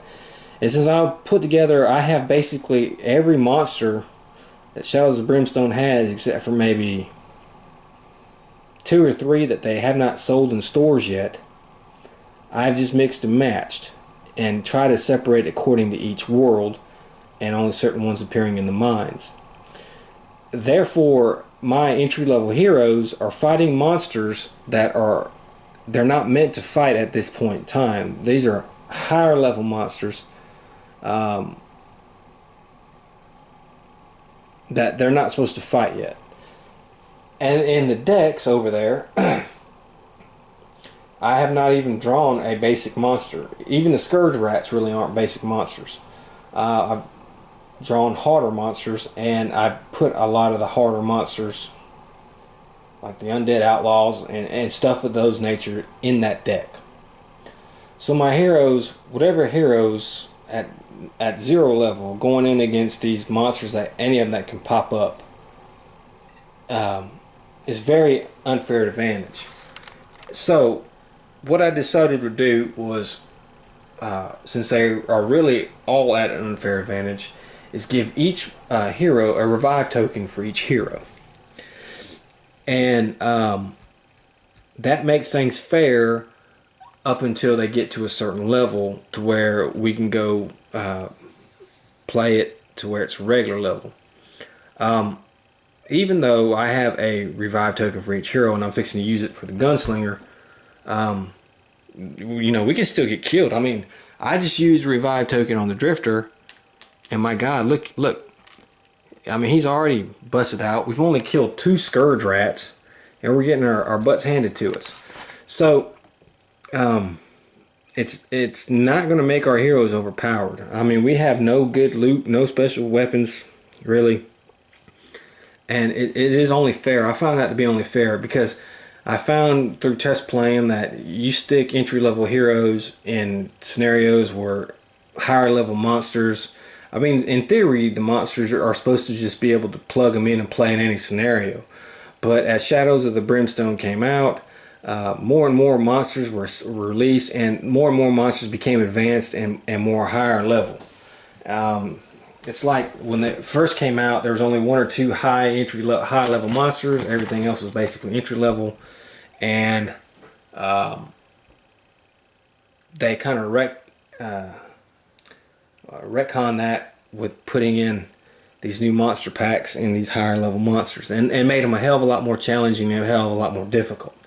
So that is what I was going to do, and that's probably what's going to happen.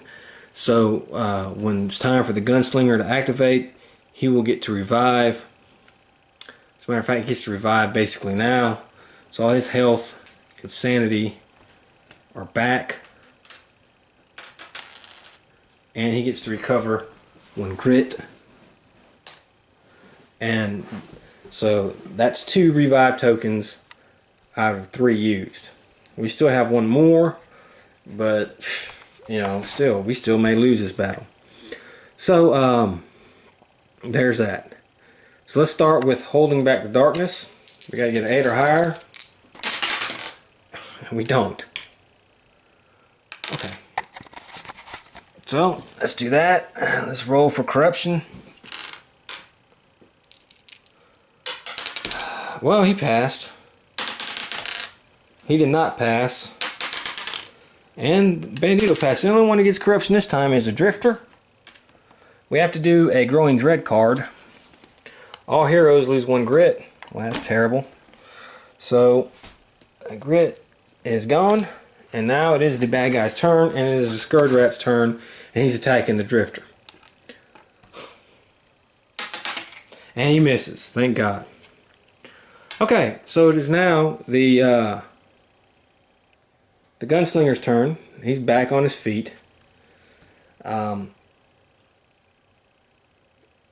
He's going to try to hit this Darkstone Brute, and of course, if he does, he's going to use one of his dead shots.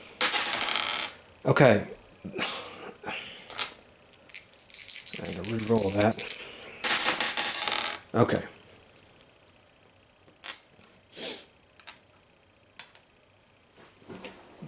No, you're saying why not re-roll? It's because the dice fell out of my hand. I didn't roll those the first time. They just fell out. We got a 5 and a 3. That's 2 hits. So we're going to use a Deadeye shot for one of them. I hope to damage this guy. Something here. Oops. Dang it. Okay, well that did not work real well. You starting to suck there, Gunslinger, because even if I use a Deadeye shot, I'm not going to hurt it, so I didn't damage it at all. Okay, so now it is the Void Sorcerers, and again you can make a case that he can hit the Drifter.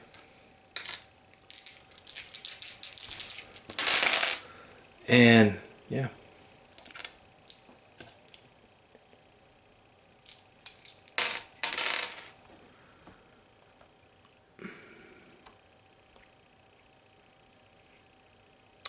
And so the Drifter went down. But we're going to use our final revive token. The Drifter is fully healed.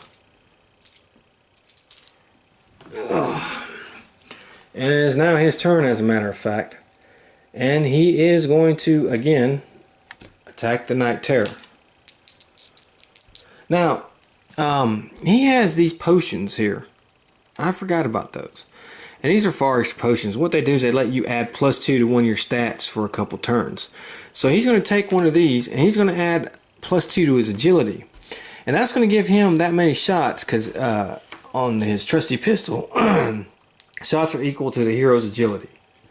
So he's going to get 4 shots. And, well, he did 3 hits. One was a critical on the Night Terror. So, one was a critical. And you know what I've been forgetting?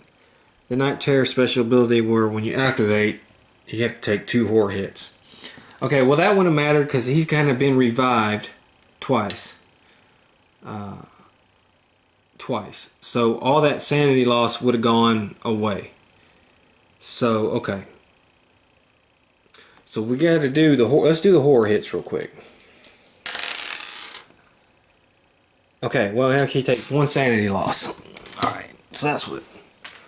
Okay, so we did 3 hits. We did a 6. 1 was critical. And since we rolled a 6, we get another shot, actually. Okay, 4. So we did 4 hits to the Night Terror. 1 of them being critical. So let's see what we get. Wow, what a good roll. About time something good happened to us. Well, this is going in the garbage because, well, thing has a defense of 3. Okay, so one of these is going to ignore his defense, so he's going to take 6 right off the bat. So 6, and he already has 1 wound. That's 7. Okay. Plus 3 is 10. Plus 2 is 12. We have killed the Night Terror. Wow. Okay, so that was 4 hits. 4 plus 5 is 20. Plus another 10 for killing it is 30. Okay. So the Night Terror is out. It is gone. It is taken off the board. Yippee-ki-yay.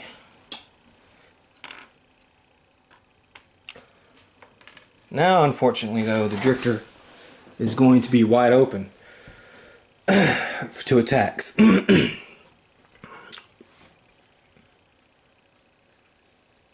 But that was finally a good thing. Now we have the next attack, which is the Bandito, and he's going to attack this Darkstone Brute. And of course, he gets 4 shots as well. Okay, well, he hits once.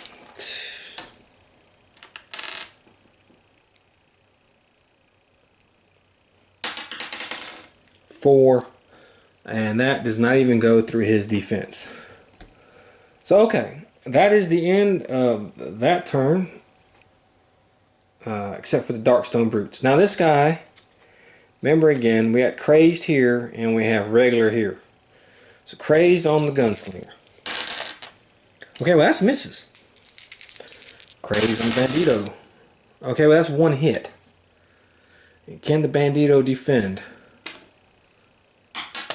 He cannot. So Bandito's going to take some damage here.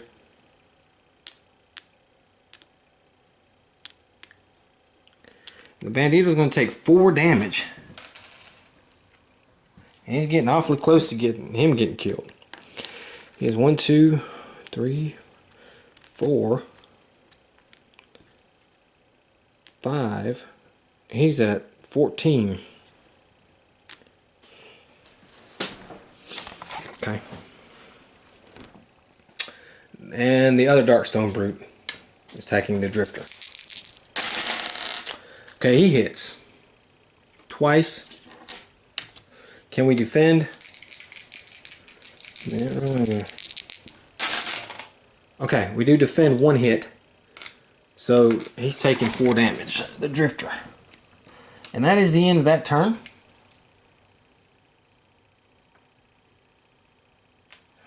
Alright, we have to roll for darkness. And we made it that time. Holy cow. Okay. So it is the Gunslinger's turn. He is first. Actually, it's the Scourge Rat's turn. Scourge Rat is first, duh.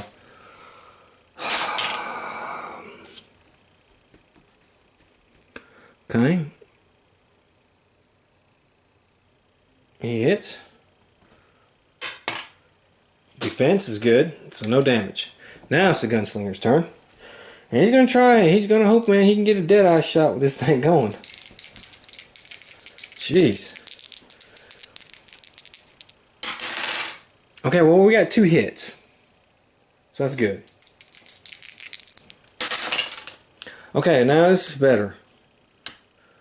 Alright, so we're going to use that one that we didn't get to use. So, 4 damage is all we do to that thing. But it's better than nothing. 4 damage. So he has a total of 5 damage done to him. Let's get a big wound marker for that. 5 damage done to that Darkstone Brute. Okay. Alright, and since he did those 2 hits, he does get some experience points here. Okay. Now it is the Void Sorcerer's turn, and again, he's going to target him. I guess we can move the void guys now. There's no nothing in their way. So we can move him. And we'll move him.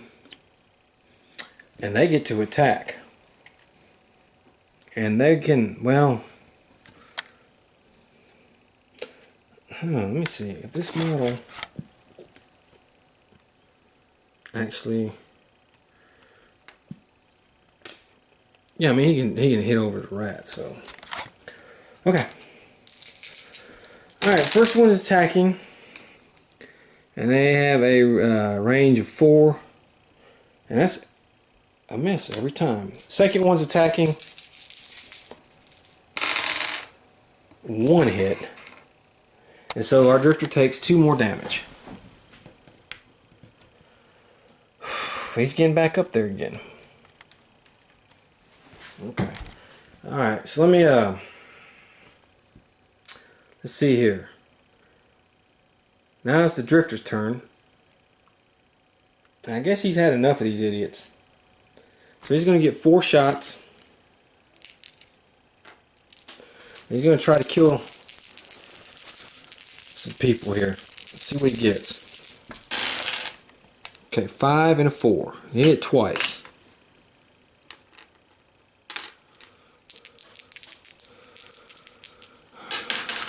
5 and 3. Okay, now we can... he's going to kill the rat. And he's going to put another wound on that one. So let's do that.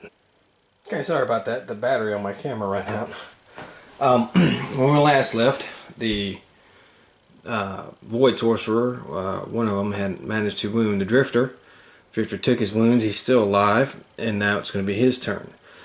And I know I've been forgetting a couple times when you wound a Darkstone Brute to roll to see if you get any Darkstone, but I figure I'll just do that at the end a little bit, and then because I don't want to carry too much out. I'm already bad enough on corruption as it is. So anyways, this is the Drifter's turn. He's going to, in 2 turns, he's going to take his last potion, keep his agility up at 4. Gives him 4 dice. And of course he's going to be attacking these brutes. Maybe get one of them out of the way.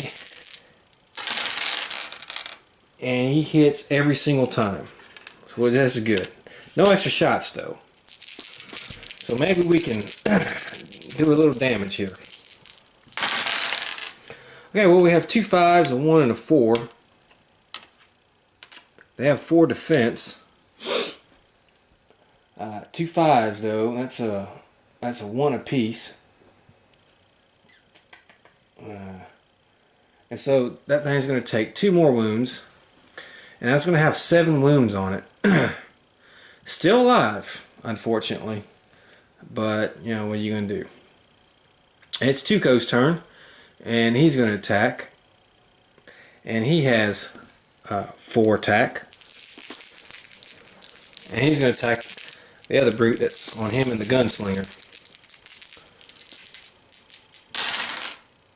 Okay. It's 2 hits. Alright, and see what we can do with this. Okay, well that's no damage. I may spend a grit. Try to re-roll. Maybe? No? No, not quite yet. I may need it. Well, again 2 5s. So this one is taking 7 damage, so he's wounded pretty good as well. So we're on the cusp of killing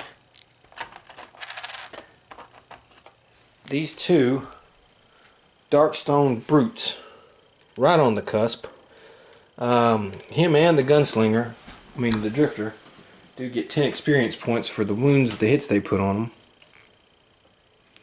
So let's do that. And that's going to be the end of that turn.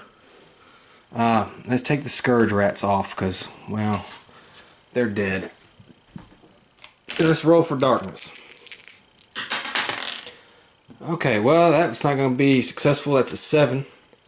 So this is going to move once, and now we have to take horror hits, or corruption hit, I'm sorry. Fail, pass, pass. Okay, so only the gunslinger took another corruption. I think we're going to have some mutated fools. Alright, it's the gunslinger's turn. And he's going to try to use a dead shot and take these last guys out. Maybe if we can get 2 hits, huh? So let's see. Okay, well, a 6 and a 2. Well, okay. We got one of them.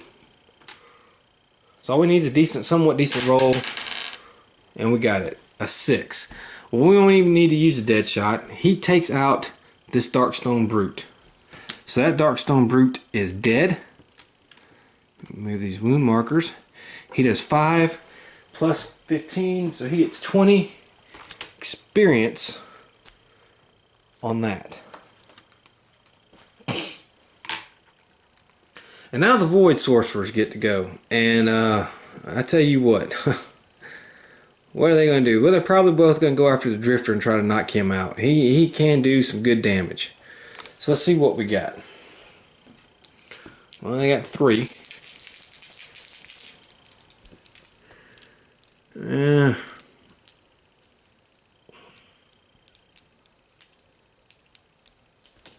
Yeah, okay. Oh, all right.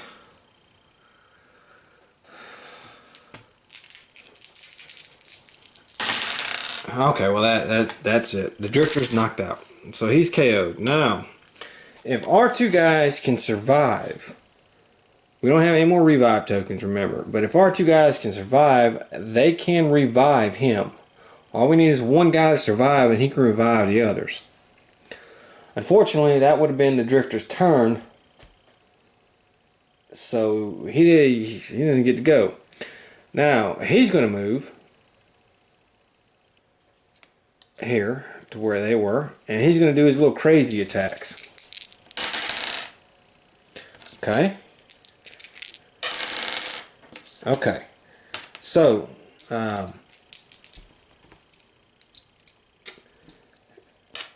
he rolled a 6. Wow, 4. Okay.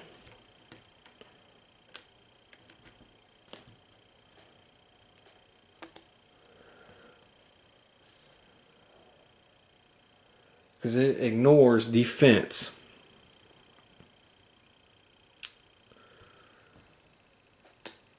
Three, 4. He does 4. Yeah, he does 4 damage. Very hit.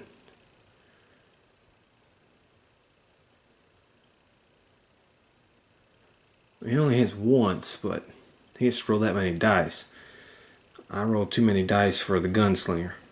Okay, well I got confused. Let's do that again. He rolls 2 on the gunslinger. Okay, well that's a miss. Now he rolls 2 for the bandit. Okay, that's 1 hit. The bandit gets to roll for defense on the 1, and he failed. Okay, so he's going to take 4 wounds. That knocks him out. And that's going to be the end of that turn. Wow, how things have quickly turned.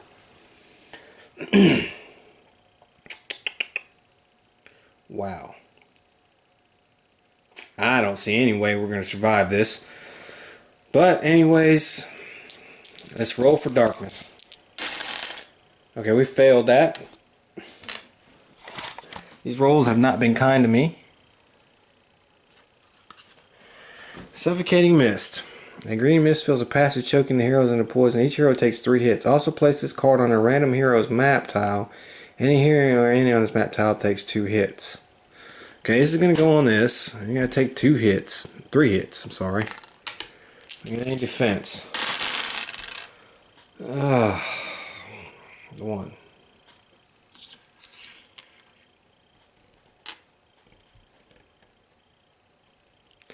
Okay, so we were able to defend against one. Oh, I guess it's just one damage per hit. Okay. Okay. Alright, well, we're going to end our move here, and we have to do for corruption. Okay, that's another dice that fell on the floor. Okay, that's failed, so we get another corruption.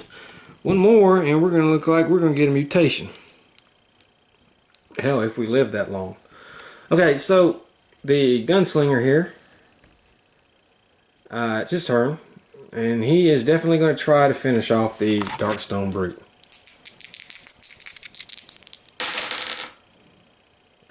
Okay, well he totally miffed that. Huh. Okay. And so one of the void sorcerers is going to move here and attack. Oh well, we do have one hit. He is adjacent, but still 2 damage. So we have 1, 2, 3, 4, 5, 6, 7. Okay, so he's alive by 1. Okay. And the brute's turn. So he's going to roll 3 dice. And he missed every time. Look at that. And now at the end of the turn, we get to take 2 hits. And that is it. That's going to knock him out. And boom. And so we are defeated. Now what happens when you get defeated? Well, we didn't complete the mission. That's for one. So we don't get all the extra experience and bonus stuff that we would have got to complete the mission. And remember, the Drifter has this thing here. Anytime the hero will be killed, they are considered dead for the rest of the adventure town stay. At the start of the next adventure, the heroes automatically return to life, but what roll must roll once on the madness chart starts the adventure with no grit. Okay. We do, however, get to keep our experience.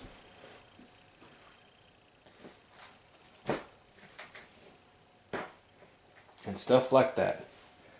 Oh, so let's see what else happens when the heroes lose an adventure. Boy, that was terrible.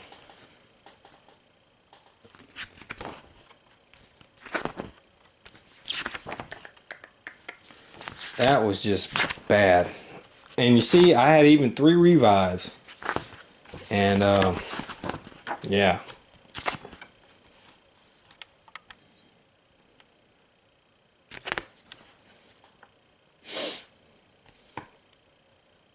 So the heroes are considered, if all the heroes are ever KO'd at the same time, the mission immediately ends in failure. The heroes are considered to escape, but must all still roll for injury and madness. Okay. So we're going to do that. We're going to escape. We're going to go to the next town. We're going to roll for injury and madness and figure out all our corruption stuff when we come back.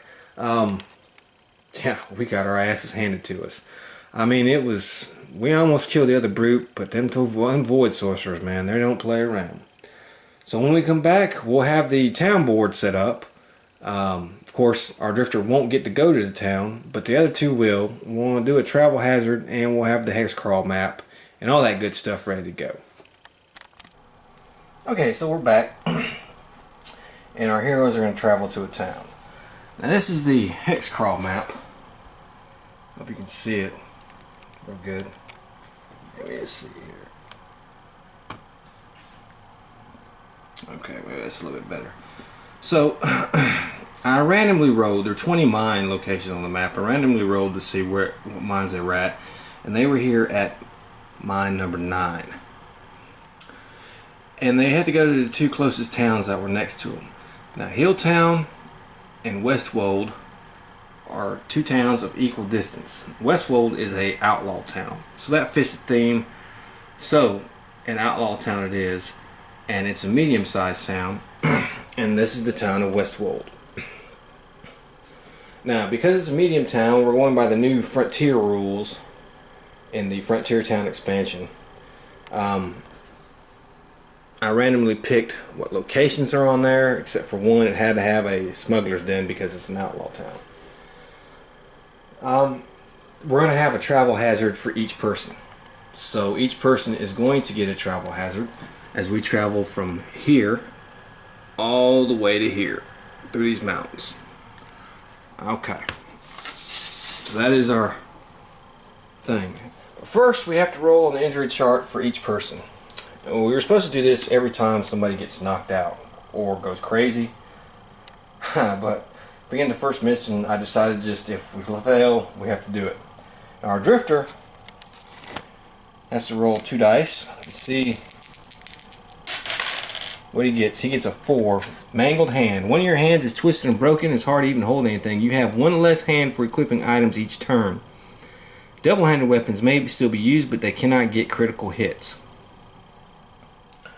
Well, that's terrible, actually. So maybe if we can ever go back to another town, we can heal and get that fixed. Okay. Our gunslinger, 6. Slash leg, a deep and painful cut runs across your leg, making it hard to stand, let alone walk. You are -1 move. So he's -1 move, so we're going to have to remember that unless we can get him fixed up. And our bandito. He got a 10. Chest wound, you are -1 initiative. Well, he's already terrible at initiative. So, -1 move, mangled hand, and -1 initiative. I came up with their experience.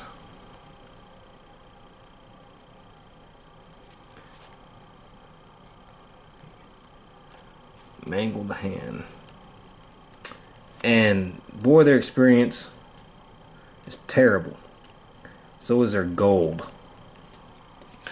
Our drifter has 200 experience. Our gunslinger has 175, and our bandito has 140. Though our bandito, when he sells his item, he'll have 820 gold. The gunslinger will have 250, and the drifter only has 2 darkstones. Now our gunslinger. He got 5 corruption tokens. Now, once you get 5, you clear it all away. You get the 5th corruption token. You clear it all away. Then you have to roll on the mutation chart. And here's the mutation chart. So we got to roll 1 die, and that's going to be the first number. And is a 1. And the second number, 4. Jeez. Tentacle leg. You are -1 move each turn. So our gunslinger is now -2 move because he has a tentacle leg. We gotta get that fixed. That's terrible. So he's already mutating pretty good. That's awful. Now we have to do our travel hazards before we get to town. And each one's going to do a travel hazard. And we're going to start with the gunslinger. The first die is a 1. Again with the 1s. Second one is a 2. Bleach blows. The sun burns hot, and the desert here is filled with the bleached bones of those who have perished here. Okay, each hero must make an agility 5+ check to avoid getting caught in the shifting sands. If passed, gain 10 experience. If failed, your side bag is torn until you get prepared, paying $500 at a blacksmith in town. Your side bag capacity is reduced by 2. Normally you can carry more than one thing in there, but okay, well, let's do an agility test. We'll start with the gunslinger. He has an agility of 3.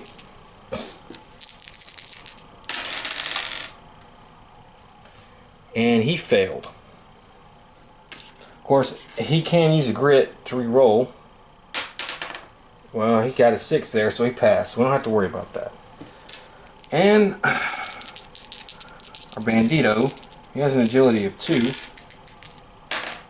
He failed, but he can use a grit as well. And that's all the grit they have. And he passed. So we don't have to worry about that travel hazard. Now we have to do another travel hazard. This one's a 2 and a 5. Blood moon. In the night sky, the moon looks giant on the horizon, darker than normal, and blood red. Until the end of the next adventure, all heroes are +1 spirit, and any depth event rolled while holding back the darkness adds a growing dread card to the stack instead of its normal result. Ew.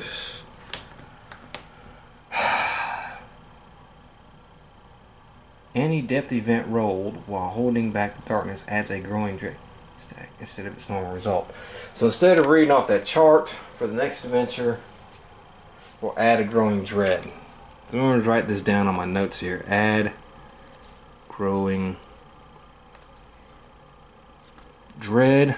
My writing is terrible. I'm a lefty. I cannot help it. Add growing dread card instead. That'll just help me remember that. Alright, so now we've come to town. And the bandito, the gunslinger, who has $250, will pay $10 so they can stay at a hotel. We don't want to stay at the campsite. Crap always happens at the campsite. And since we have the new expansion, we have daily event. But before we do that, let's take a look at the outlaw town. Here's the outlaw town. A wretched den of thieves, smugglers, and cutthroats, kind of like Mos Eisley. Outlaw towns are settlements that have fallen into lawless chaos with no sheriff. The town is run by the toughest outlaw of the hour. Wretched Hive. An outlaw town always includes a smuggler's den location, which we have. Lawless. An outlaw town never includes a sheriff's office location. Also, all law heroes are considered to be wanted. We do not have any law heroes, so we don't have to worry about that. Scum and villainy. At the start of every day in town, each hero must roll a d6. On a roll of 1 or 2, that hero gains an unwanted attention marker. Okay, we're going to have to do that. And we don't want to get too many of those or bad things are going to happen. Okay. Alright, well the bandito got one. So let's get unwanted attention marker and put that on our bandito. Okay. Now we are in town. We pay $10. Let's do our daily event. See what happens. All prices in town today are a minimum of $10, minus $10 to a minimum of $10. So everything cheap is $10. Now where do we want to go? Well, we can do one place a day. And I kind of want to go to the doc's office. So let's have both guys, or at least the gunslinger, he wants to go to the doc's office. And here we have these nice little charts that tell us what happens at the doc's office. And we got stuff we can buy. We can do that. Surgery, injury, and mutation. 6 die 50.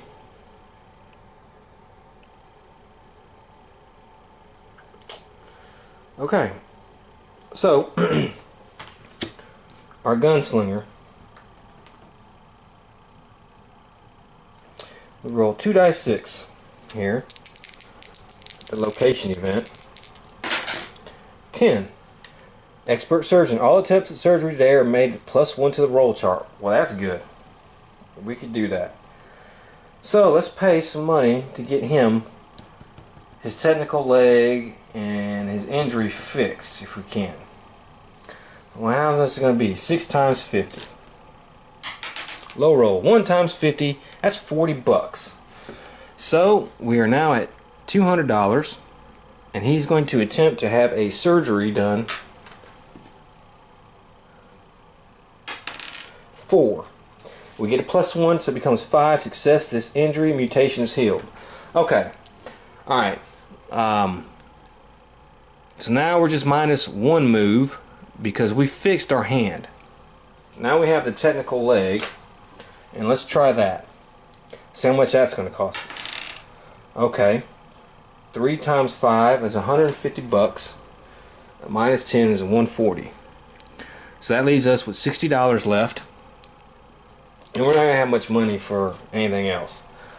But let's try to see if we can get a success on there. 3 plus 1 is 4. Success, it is healed. So our corruption is removed. We are no longer have any move points. And let's see, we have 60 bucks.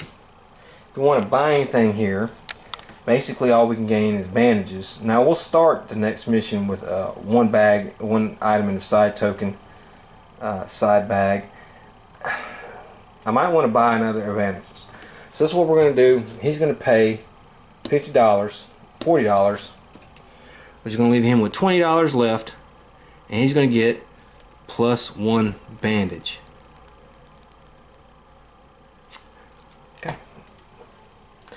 Now for our bandito here.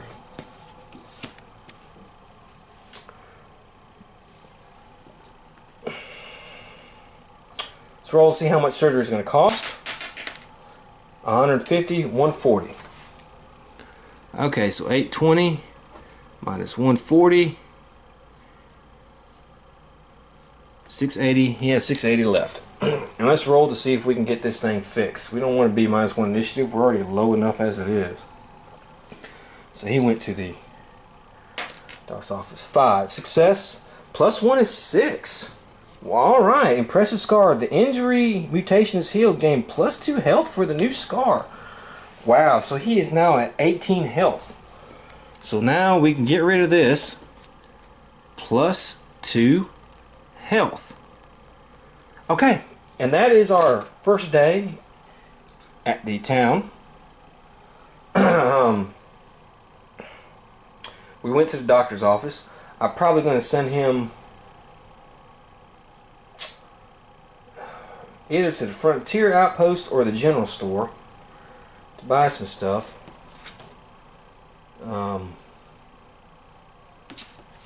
Which one would be better?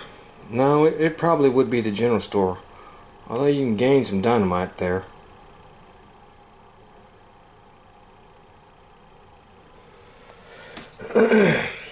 But the general store has good guns.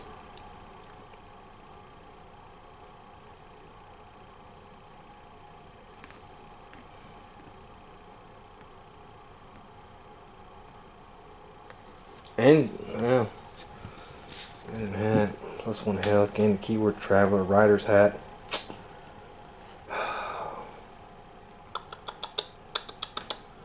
I could send him, let's see.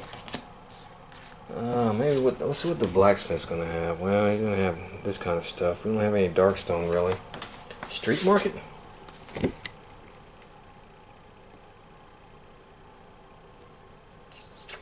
The problem is we just don't have much money. I mean, we have no darkstone. We have $680.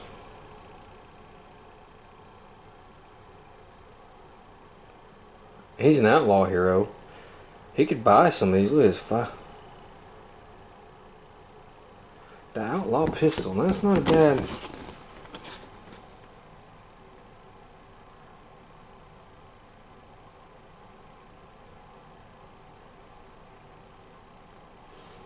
Sawed-off shotgun. Wow, look at that.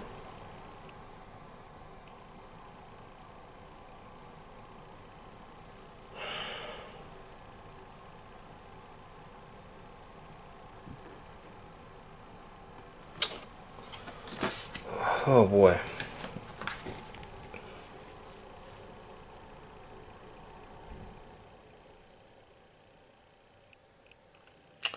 Yes, that's the problem.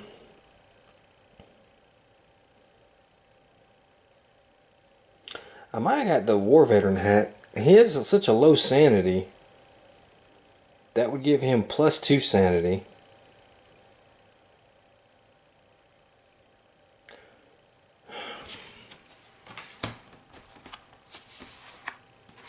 I actually think I may save that money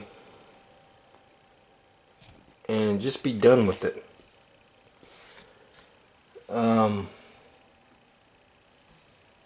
Because we did what we were supposed to do. We healed our wounds here.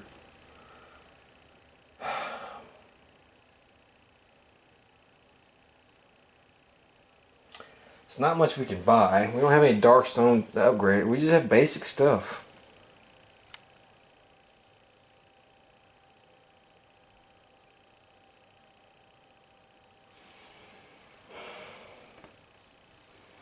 I would like to get him a better gun, though.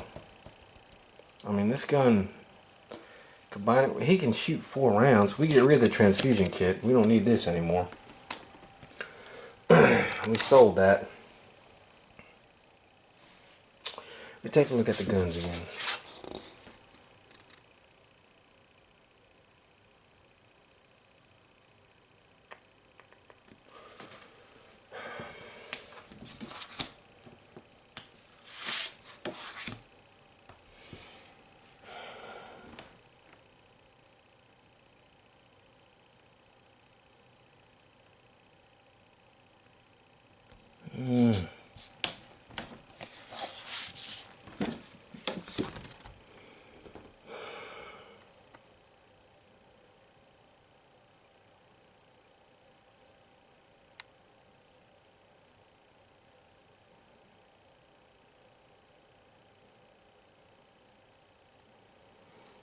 Okay. Well, I think I think that's it. I think we'll save the money. Because we have about $720 between the 3 of them. It's not as much as I'd like. This mission just went poorly. I mean, let's just say, to be honest with each other, it went poorly. I rolled terrible at most of the bad junctions.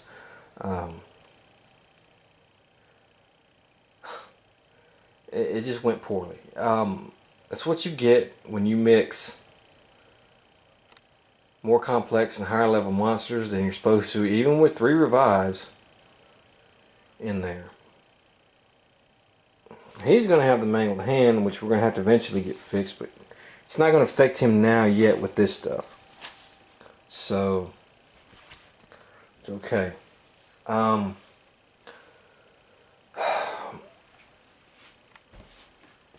I randomly picked these locations. You get the smuggler's den has to be here, but then you have tokens for a bunch of different locations, and you randomly pick them and put them in the spot. I could have got a casino and did some gambling, but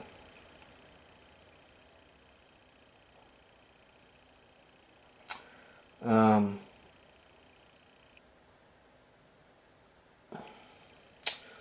didn't happen. And I could do some adventures.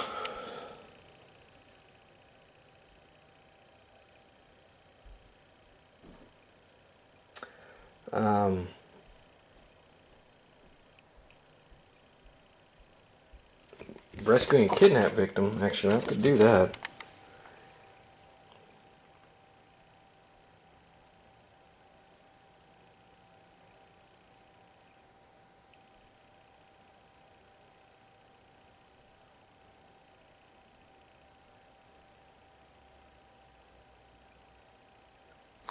Why don't we do that? That's not that bad. Rescue a kidnapped victim. Limit 1 per town stay for all heroes. Stumbling across a small room with someone tied up inside, you determine that they have been kidnapped and are awaiting a ransom to be paid. A ransom that may never come. Any heroes that want to participate may give up their day to help rescue. Between all the heroes taking part, you must pass 1 cunning, 1 strength, and 1 agility. Okay, for each of these has failed.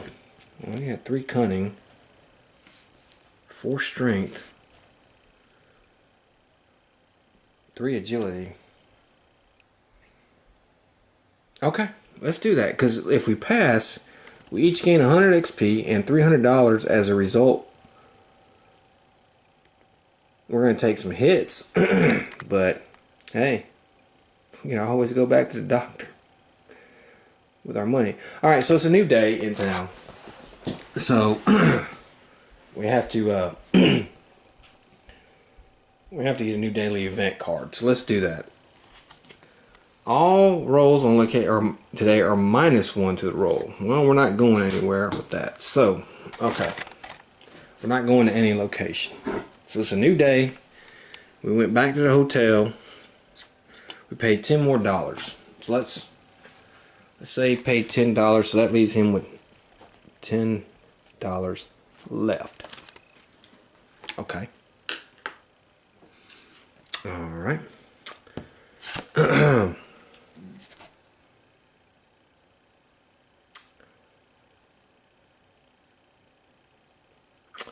Let's do this. Alright. Any heroes that want to may give up their day to rescue the captive. Between all the heroes, you must pass one cunning. Okay, the better of the cunning is definitely our gunslinger. He has 3. So he's going to do the cunning. And we passed. We got a 6. We needed a 5+. 1 strength. And we have a strength of 4 and a strength of 2, so the bandito is going to do the strength test. And you get a 5 or higher. We got it. Woo, we got it. Alright, and then 1 agility. The one who has the better, he has 2, he has 3. So we're going to do with the 3 agility.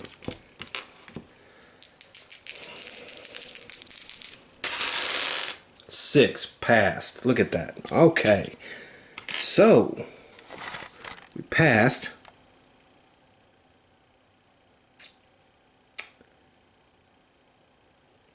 Each gains 100 experience and $300.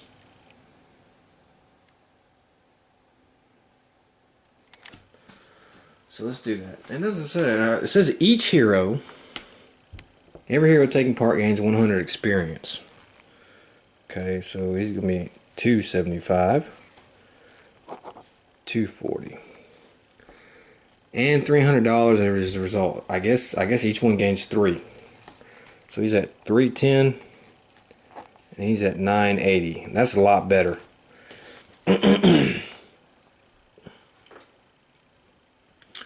That's a lot better. Maybe I can buy. Didn't I order dynamite? I need to buy some dynamite for the bandito. Just be honest. Oh, here we go. $200. Okay, it's at the Frontier Outpost, which we have up here.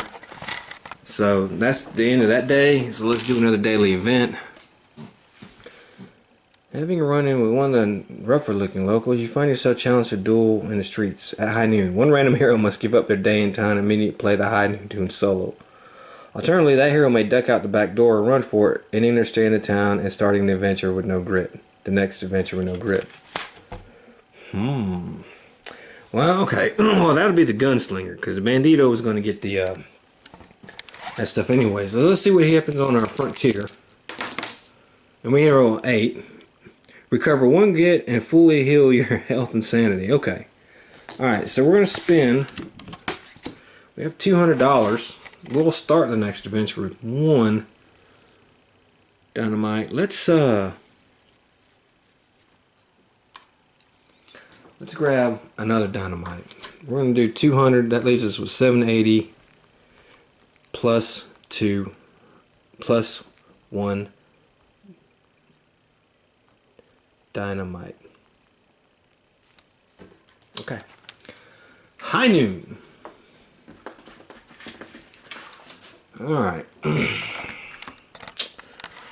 This man, one enemy, there's no hold, no fling. The entire mission counts as a single fight.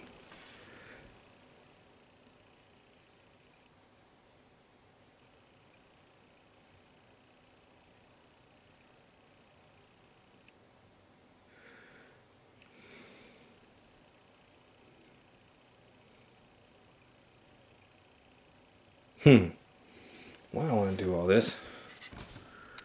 I can get a bandit and just we roll to see who would win and who would lose.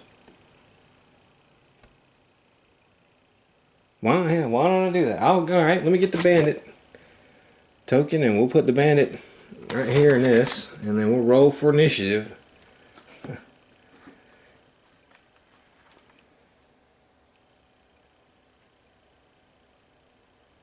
I'm assuming he would heal.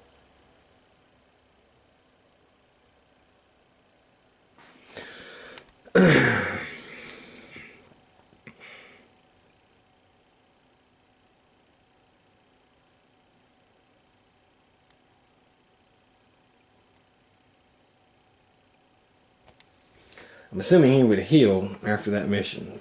So let's do that. We grab the bandit, we'll be... Okay, so here's our bandit. As you can see, this is him. We're going to put him here. We're not going to use the full town board for this. I want to save that for town missions. And a little surprise later on for those. Here's the bandit card. And basically it says if the hero is only level 1, double the bandit's health and attack damage instead. Well, we're not even level 1, to be honest with you. So, that's bad.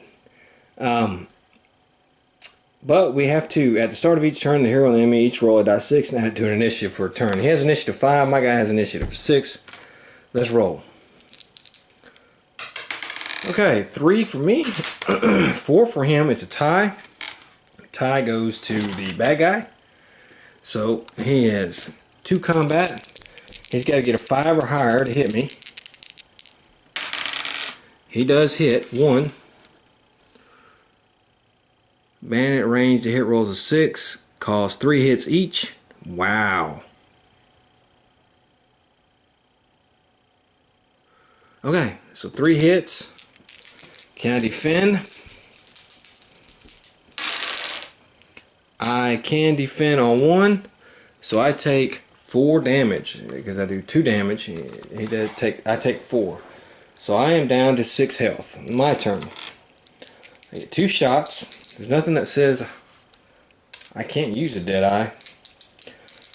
But, you know. Okay, I hit once. And I do no damage. Wow. This is going bad. Alright, next turn, me. Bandit, tie again. It's the bandit's turn.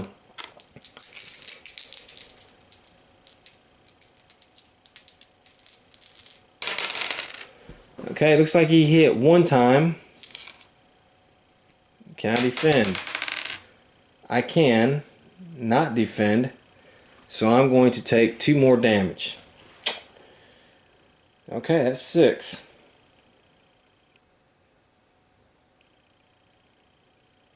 Six damage. My turn.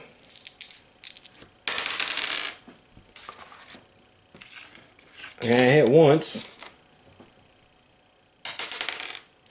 Okay, I did 6 damage on him. That's 3. He's dead. Whew. Okay, so I get 15 experience for that. 25 spirits times their hero level. Well,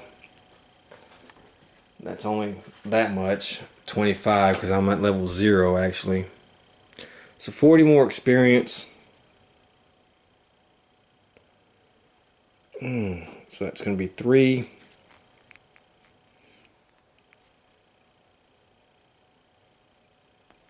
Mm, 15. Okay. Damaged. I don't think that's fair that I have to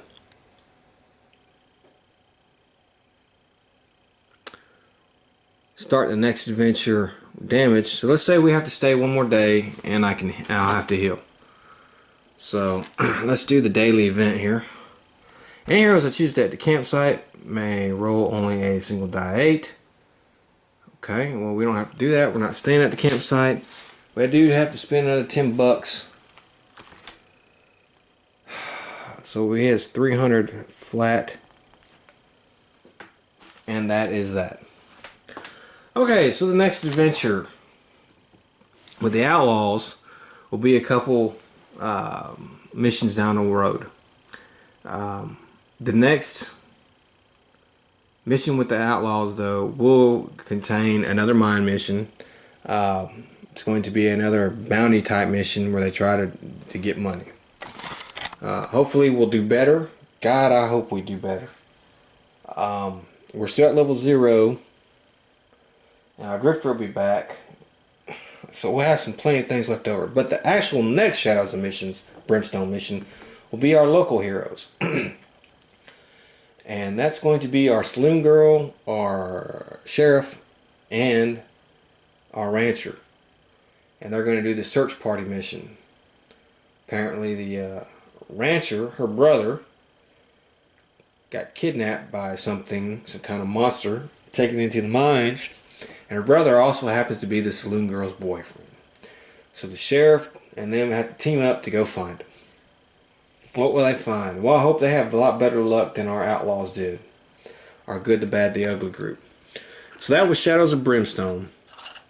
As you see, it's fun. It's hard, especially when you stack the deck against our heroes, like I did. Even with 3 revive tokens, we got our butt whooped.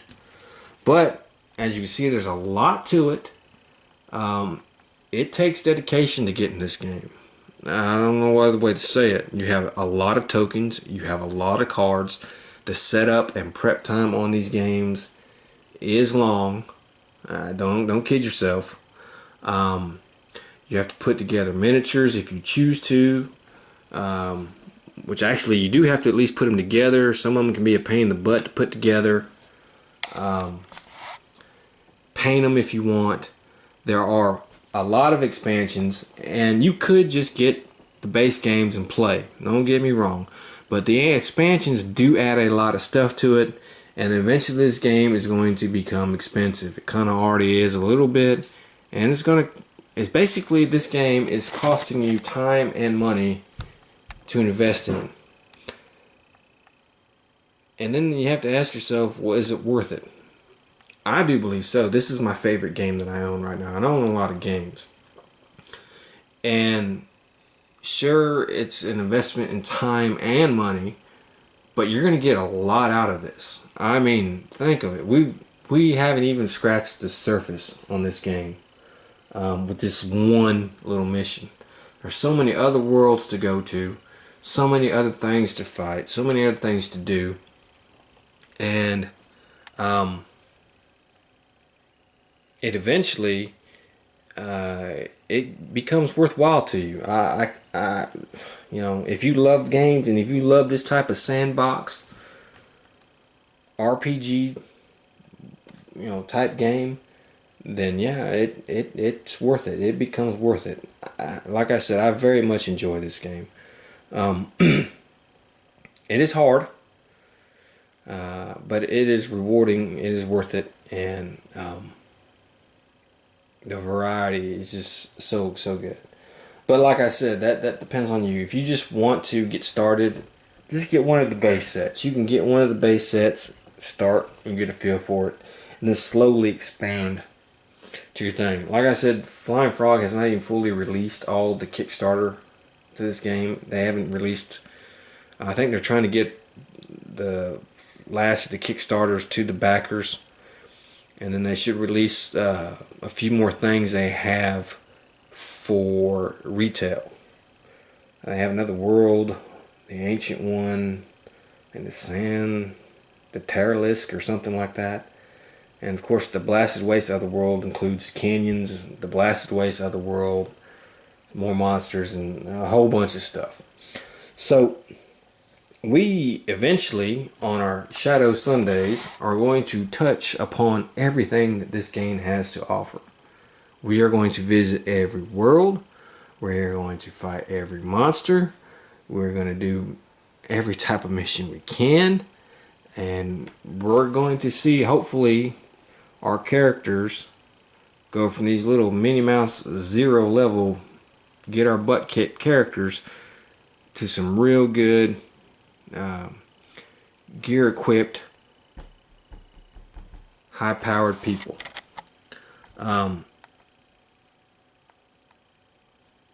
I treat corruption.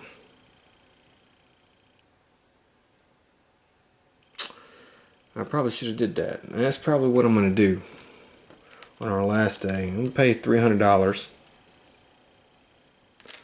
Remove these corruption, and then roll a die 6.